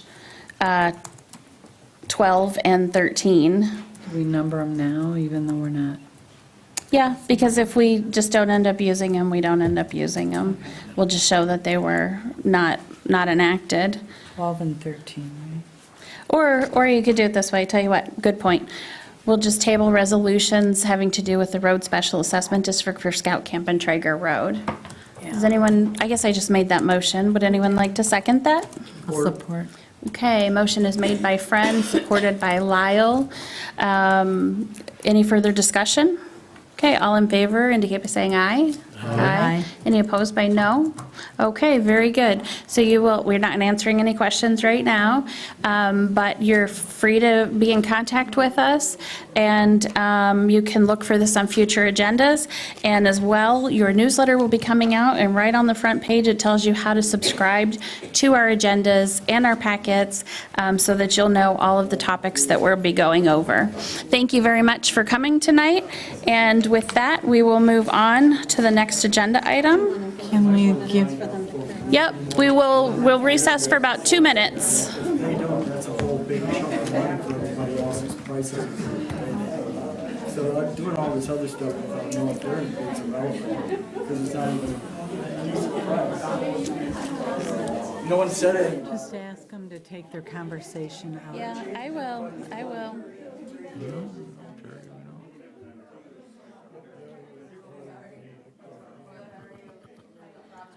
Okay, everybody, if you could take any conversations out into the vestibule, that would be helpful.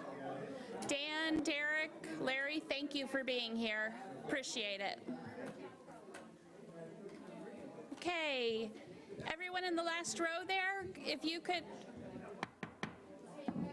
take your conversation outside, that would be great. And if I could find my agenda, that would be great, guys. Yeah. Thank you. Okay, next on our agenda is the Michigan Shared Street and Spaces Grant. Claire, you got a loud voice, Claire? I mean, I've got a microphone, so. There you go. Can you yell? Use your mom voice, come on. I don't yell. We have one more minute. Table. Okay, so the Michigan Shared Streets and Spaces Grant Program. So this year, MDOT has set aside $3.5 million. It's a one-time set aside for this grant program.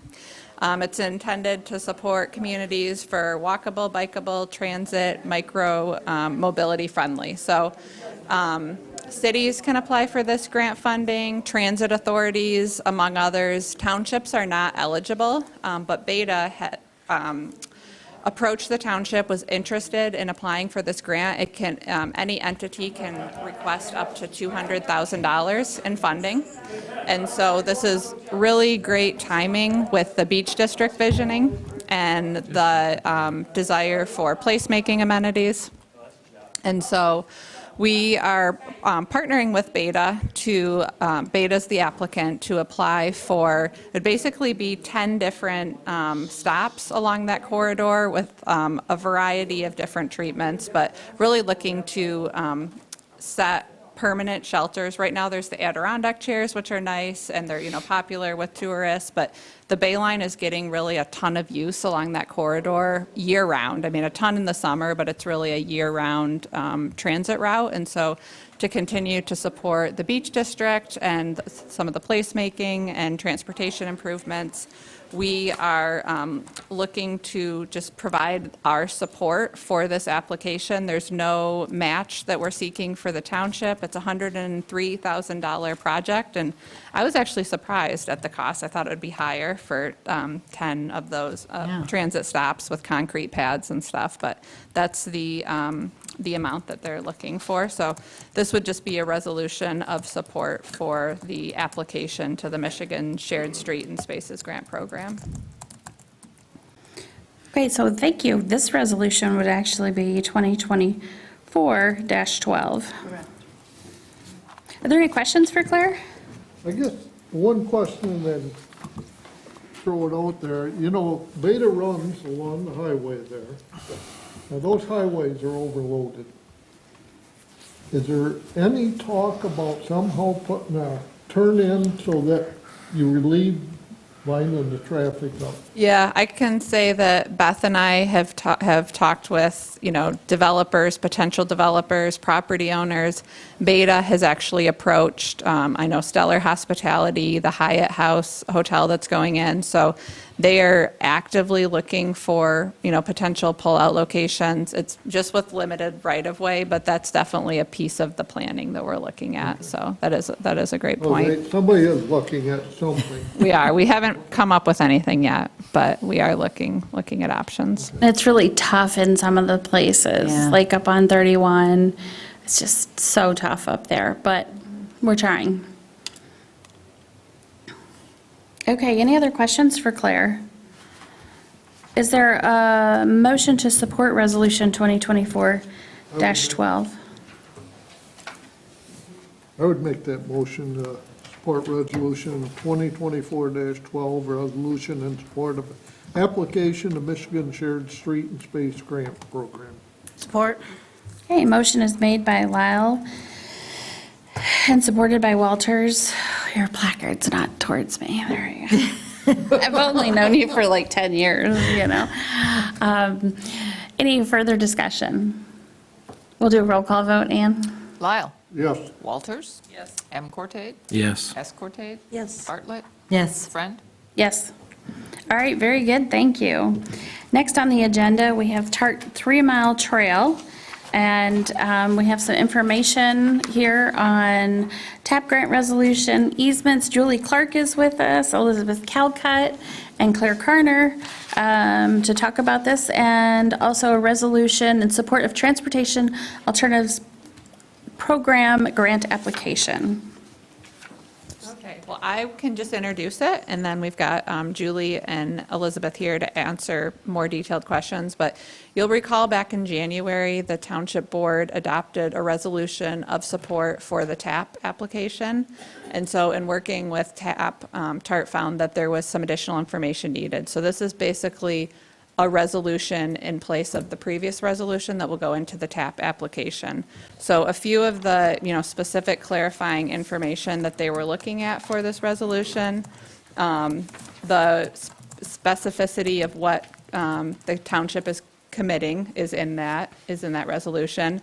But you'll look at the 3 points for resolve. So one is that the township supervisor is authorized to work with the Grand Traverse County Road Commission manager representing the applicant agency during the project development and grant funding award phase.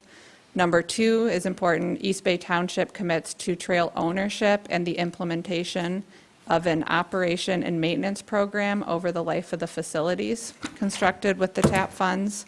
And number 3 is East Bay Township commits to being responsible for engineering, permits, administration, potential cost overruns, and any non-participating items. So with that, that's the resolution that we're looking at. That's related closely to the easements and the easements discussion that we've been having with 3 property owners. So it's only 3 easements for this entire trail system. It's Grand Traverse Regional Land Conservancy, it's Grand Traverse Academy, and then it's Alta Vista. So we've had really positive communication, correspondence, moving in that direction, but just looking to have support from the board for the township supervisor to work to kind of execute the final easement. We've provided the easement language to our legal counsel. Peter Wendling had a few small edits to it, so we've integrated those edits into the easement. And so it's just with this iterative process, not wanting to hold up, just kind of executing the easement so that we can keep moving forward. We need to get the easements in place so that the township can move forward, because since the township will hold the easements, we would hold the soil erosion permit, the Eagle permit, so all of like the, even to get the soil borings in, we need to have those easements in place so that we can move forward with the project, so.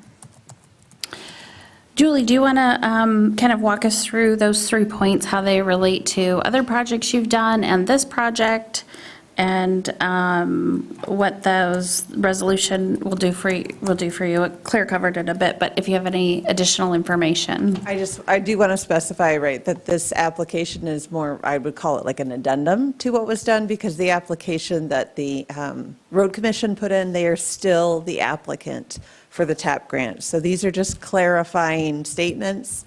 MDOT is the TAP program is pretty specific, and the third point that may sound a little like, whoa, wait, is because MDOT is pretty specific about what they will and will not do. That's good, I suppose, and that you know that going forward. It also gives the township the control to say yes or no. It does show that you're responsible for any of the outside costs that TAP doesn't cover, but you also have the right to say no. So it doesn't take away anything. It's just their way of being very clear about what happens when we go to bid and what as the grant is developed, it gets very detailed into what are participating costs, what are non-participating costs, and just, remember that this is a large project, and much of it won't be necessarily tied to the TAP grant. So it's really, as Claire alluded to, it's an iterative process. We went in January, we did a lot of work with MDOT. The specificity that we need now is really tied to the commitment that you all made. Thank you very much again for that. And then the confirmation that the ownership lies with the township, and that's also associated with the maintenance. That's why there's a set aside for maintenance. This is something that has happened on every TAP project that has been before. So if you're a city, the city does it. The county that has been an applicant for townships before, it's the township who ends up with the responsibility. TART is always there with ambassador programs to support maintenance. So we have TART crews, ambassador crews. I don't think we're going to get luckier than this project because of where it goes through the conservancy and their property. They're going to be very diligent land neighbors there, and I have a feeling we'll catch things before we even would catch things. So that's also a reason the maintenance piece we know is very important to the township and trying to limit any future funds being spent. That's why this project is looking at using concrete boardwalk to limit those ongoing maintenance costs, to minimize that yearly amount. So to try to keep it going for several lifespans. So there was a great deal of attention paid during this design process to what the best long-term cost-effective maintenance approach will be. Also working with the Conservancy and GTA on how that maintenance can be approached. So it's one more step in the process. This isn't any additional funding that we're asking for tonight. That was the promise that was made, I think, to you last time, and it sticks. This is the articulation of the commitment that the township is making for both funding and then the maintenance and ownership. So Julie, just for clarification, but when we were talking the total project costs previously, that included the maintenance funding component to it? Correct. Okay, which would fund the maintenance in perpetuity? the best. That'll be a discussion on how you want to set that up. Yep. Perpetuity is a long time, and so without. Yeah. Right? I wanna be mean. real careful about that word. Well, sorry, I don't mean to want to make promises that they can't keep forever.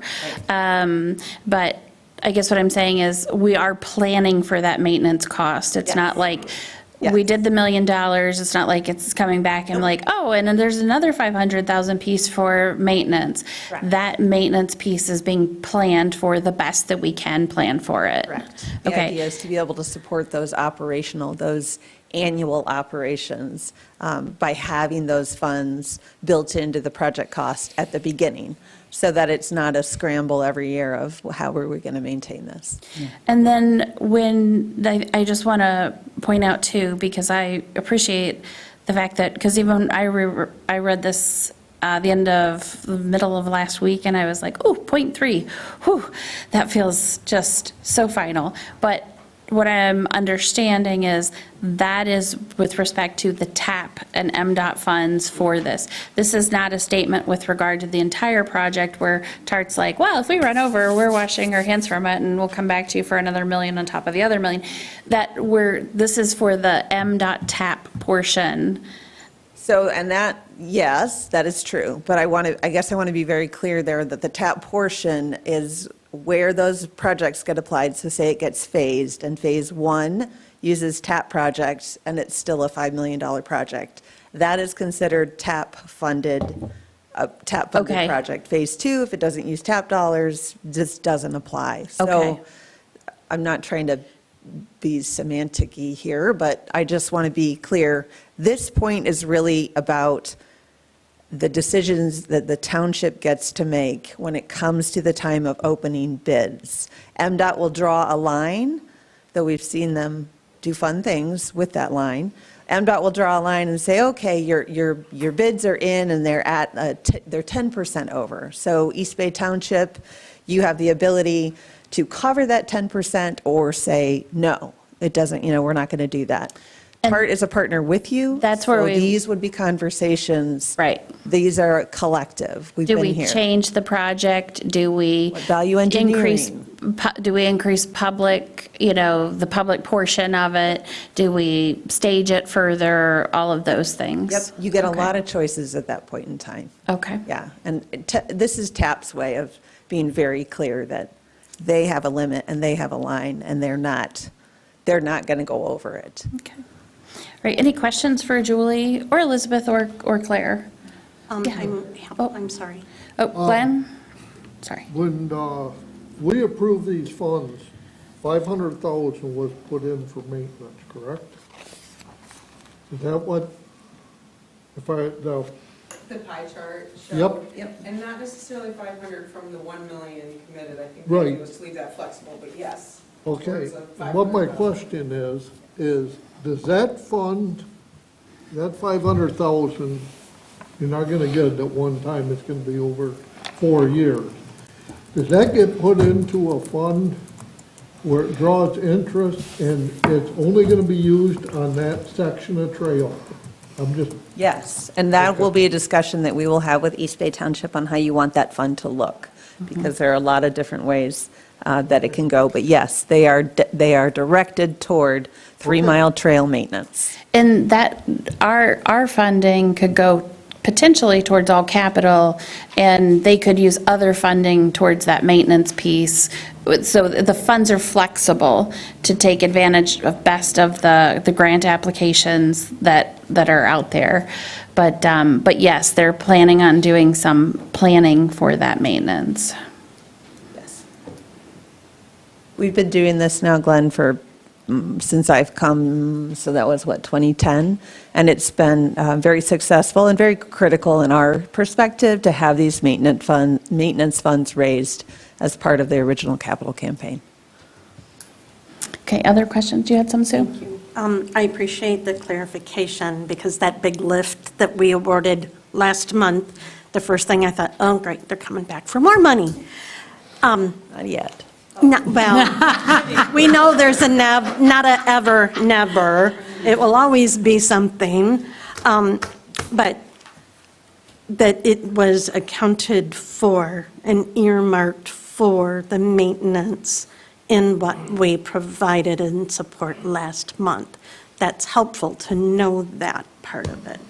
The project budget, yes, includes that maintenance set aside of 500,000, absolutely. Not necessarily our million, but it's any amount of that pot has it, yeah. Right. Well, I just, when we did the sidewalks for MDOT, the sidewalks stayed as those property owners' expense to maintain, which meant they had to shovel them. They need to clear them off if they had cracks. They needed, to be able to maintain that because the township doesn't own those things.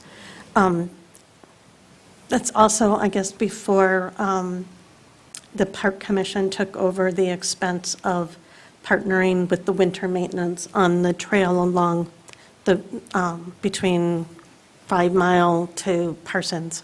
Yes. So I guess that huge step, it makes a little more sense to me now with this extra explanation. Good. Any other questions, comments? Legal has reviewed that and is okay with bullet number 3. Yeah, well, they've looked at the easement language, they're fine with that. This is standard boilerplate from MDOT for TAP grants. It's what every other municipality has to do for the TAP grants. Yep. Further questions? Ready for. Is there a motion? I make a motion to approve Resolution 2024-13, support of Transportation Alternative Program Grant Application, June 2024. Can I do both of them? Yes, and the second. And to approve granting the Township Supervisor authority to execute easements on behalf of East Bay Township for 3 Mile Trail Project. Okay, motion is made by Bartlett, support by Walters. Further discussion? We're laughing because I looked at our name placard again. We'll do a roll call vote for that, Ian. Bartlett. Yes. Walters. Yes. S. Cortade. Yes. Lyle. Yes. M. Cortade. No. Friend. Yes. Okay, thank you very much. Thank you. And especially for the TAP grant work because, yeah, that's a. Okay. We'll be so excited when we get great news and we get to share it with you. This will be. That would be awesome. Yeah. All right, very good. We'll move on to the next item, which is the zoning amendment 224, childcare standards. Claire? Hey, good evening again. I apologize. I sent the minutes from the Planning Commission out, and thank you, Ann, for getting those done so quickly. But those are the draft minutes from Planning Commission from last Tuesday night. So as you'll recall, in September of 2023, the township approved some amendments to the zoning ordinance to remove barriers to childcare, so allowing childcare in more districts as a use permitted by right. We were looking at childcare homes, we were looking at childcare centers kind of broadly, and we decided to tackle the standards as a part of the whole zoning ordinance rewrite. Well, now we have actually not just one, but we've had a couple of different home-based daycares approach the township. One in particular that is scheduled for a public hearing with the Planning Commission at their next meeting, pending approval of these ordinance changes. But the desire, again, is to remove barriers to encouraging operators, childcare centers, home-based daycares to be able to provide daycare for the township. That was a priority in the master plan. So one of the things that we're doing with this draft amendment to the ordinance is to defer to the state licensing requirements. So as opposed to having specific standards, one example right now, we have requirement for a 6-foot tall fence to be surrounding the play area. So then we're discussing, well, is 4-foot tall fence adequate? And so, state licensing has requirements for that. I actually just went and took a look at the fence for this particular child care, home-based care. They've got a 4-foot fence surrounding their entire play area. So The idea with this is just to defer to state licensing requirements, just as a way of removing one of the barriers that childcare providers have to go through. Okay, are there questions for Claire? Okay, is there a motion? Mindy, did you have anything to add from the Planning Commission, or pretty much covered it? No, Claire covered it. Okay. Is there a motion to approve zoning amendment 224 childcare standards? I'll make that motion. Okay.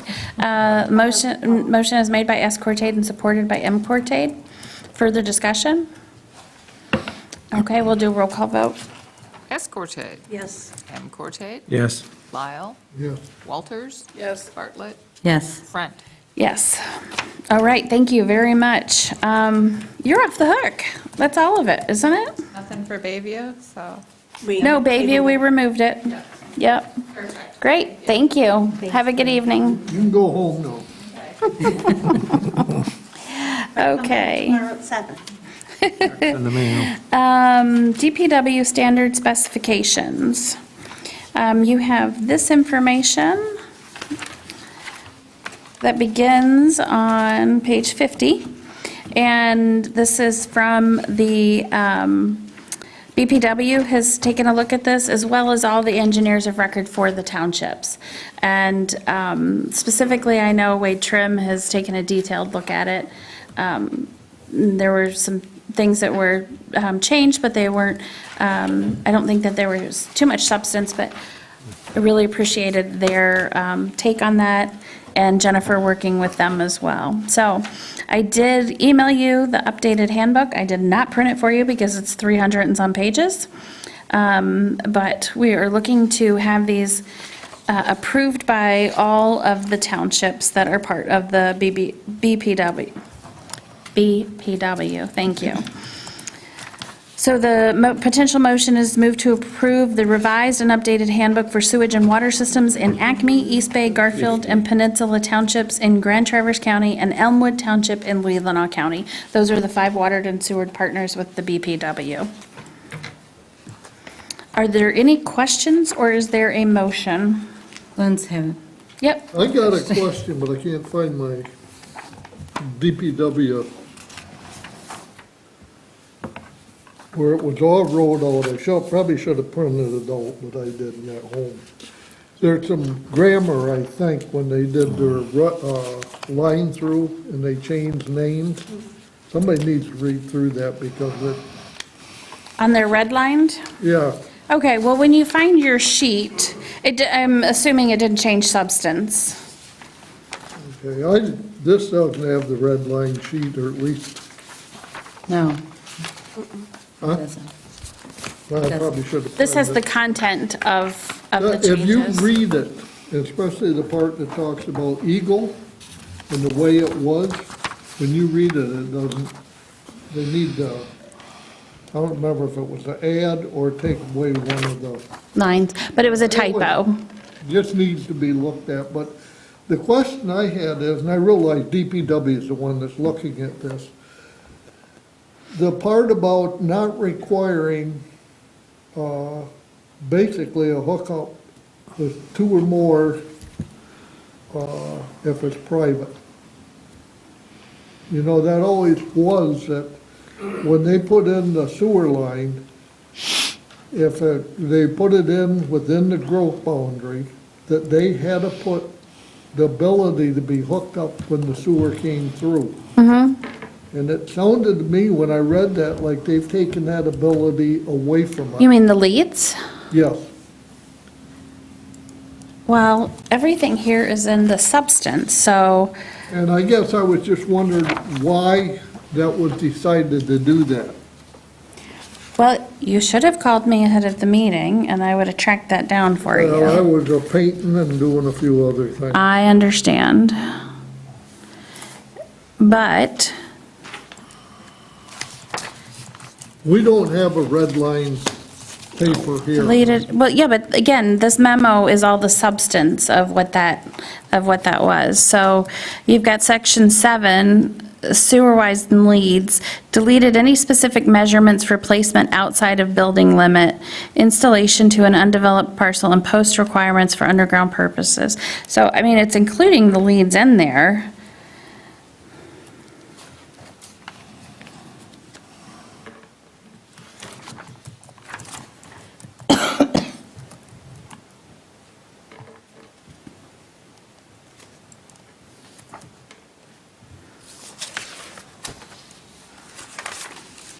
I pulled up the red line, I'm trying to find it. Okay. I'm sorry, I didn't. Well, it's probably under design guidelines sewer, special use permit, replaced references to DEQ and Eagle, so that might have been where the phrasing was.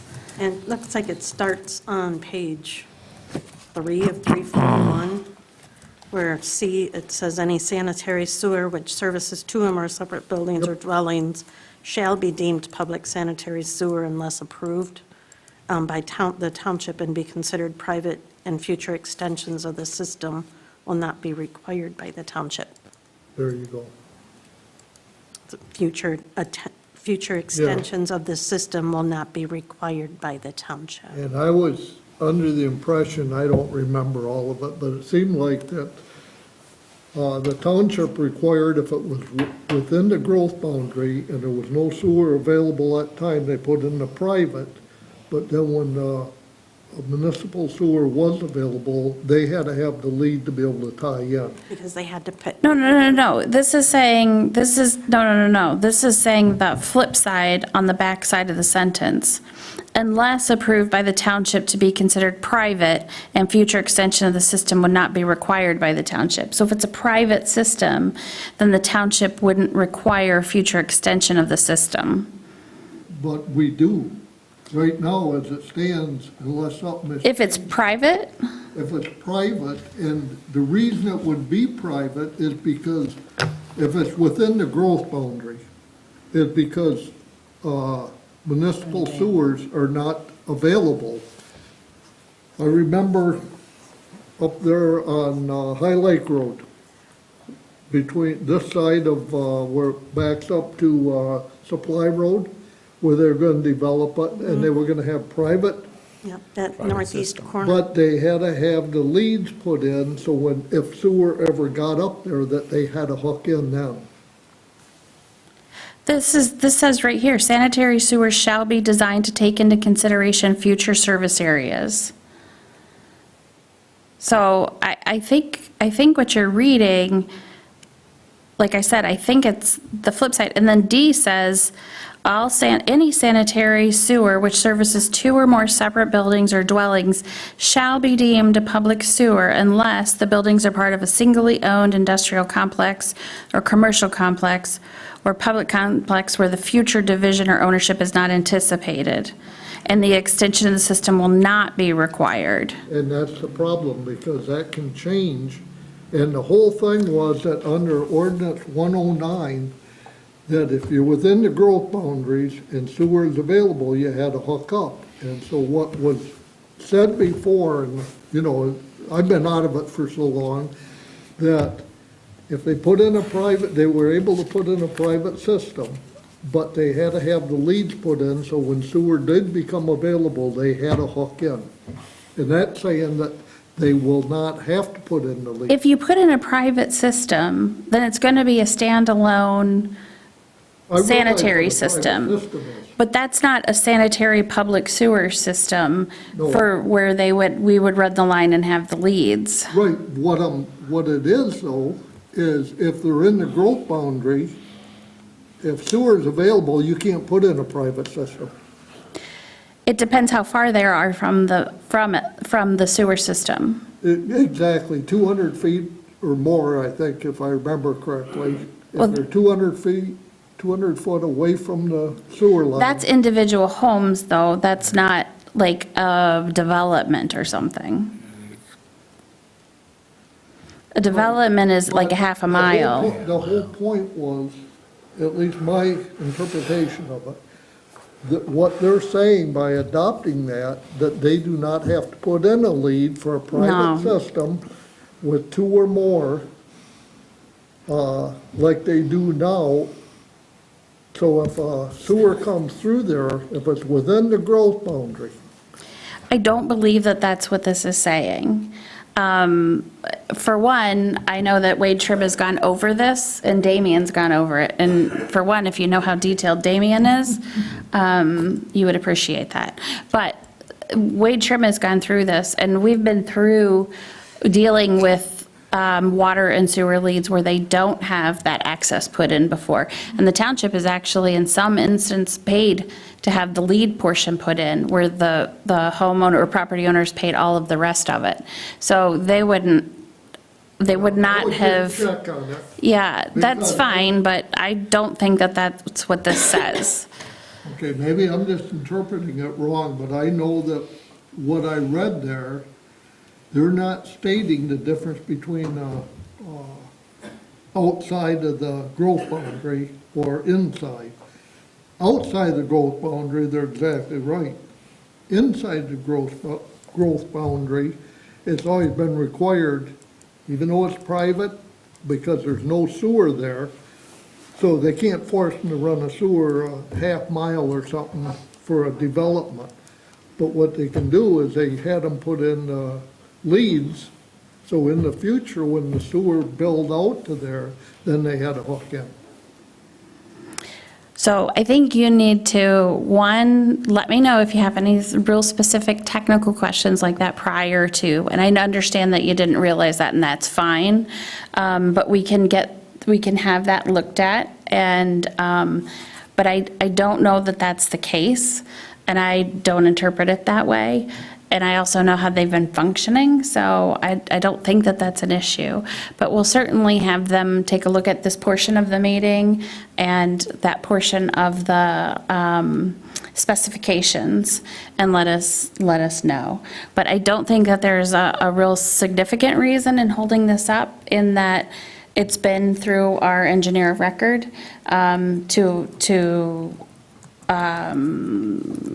in a pretty detailed analysis. Does anyone else have any other questions? Okay, is there a motion on this? I'd move to approve, what do we have as a suggested motion here? Can I take a stab at it? Sure, So I would move to approve with clarification on Glenn's question to. On the sewer leads? Yes. To approve the revised and updated handbook for the sewage and water system for Acme, East Bay, Garfield Peninsula, and Elmwood. Okay. Is there support? Or Okay, motion made by Bartlett, supported by Lyle. Any further discussion? Okay, all those in favor indicate by saying aye. Aye. Any opposed by no? Okay, thank you very much, and I do appreciate your question, and we'll get you an answer on it. Okay, with that, we will move to the Metro Act extension. And that starts on page 58.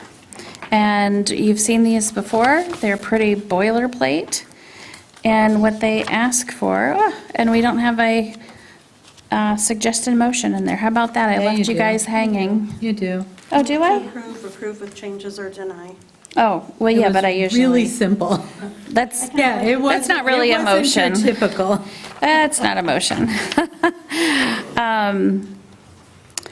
I would have suggested, I think the resolution's at the very end. It would be Resolution 2024, did we do 13 already? We did. Yep. So this would be 14?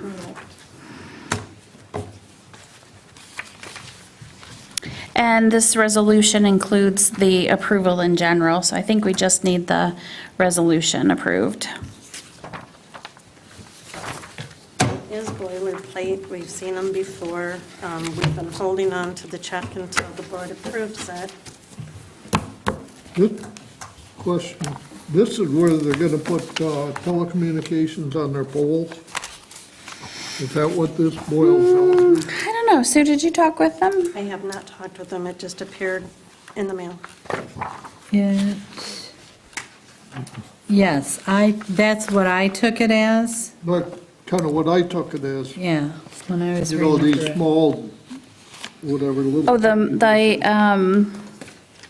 micro, Yeah. whatever they call it, micro. That's what I took it as well. This is 14. And this is basically a formality, if I remember what Oh, the yeah. law was. To deny them, you have to have a reason and go ahead and figure out that reason that would stand up. I would make a motion to approve Resolution 2024-14 for the Wolverine Metro Act extension. Support? Okay, who was the support by? M. Cortez. Okay, motion is made by T. Bartlett, support by M. Cortade. Any other discussion? And we'll do a roll call vote. Bartlett. Yes. M. Cortade. Yes. Walters. Yes. Lyle. Yes. S. Cortade. Yes. Friend. Yes. All right, very good. This brings us back to our last public comment. Honestly, I feel bad she left, we just as she had a have chance. no further public comment, probably because she didn't want us staring at her to see if she was going to deliver public comment. Let's see here. So there is no public for public comment. The next meeting will be July 8th, which is a Monday. And everybody, have a great month. If there's no objections, then we stand adjourned. Thank you very much. Drive safely. And go on in.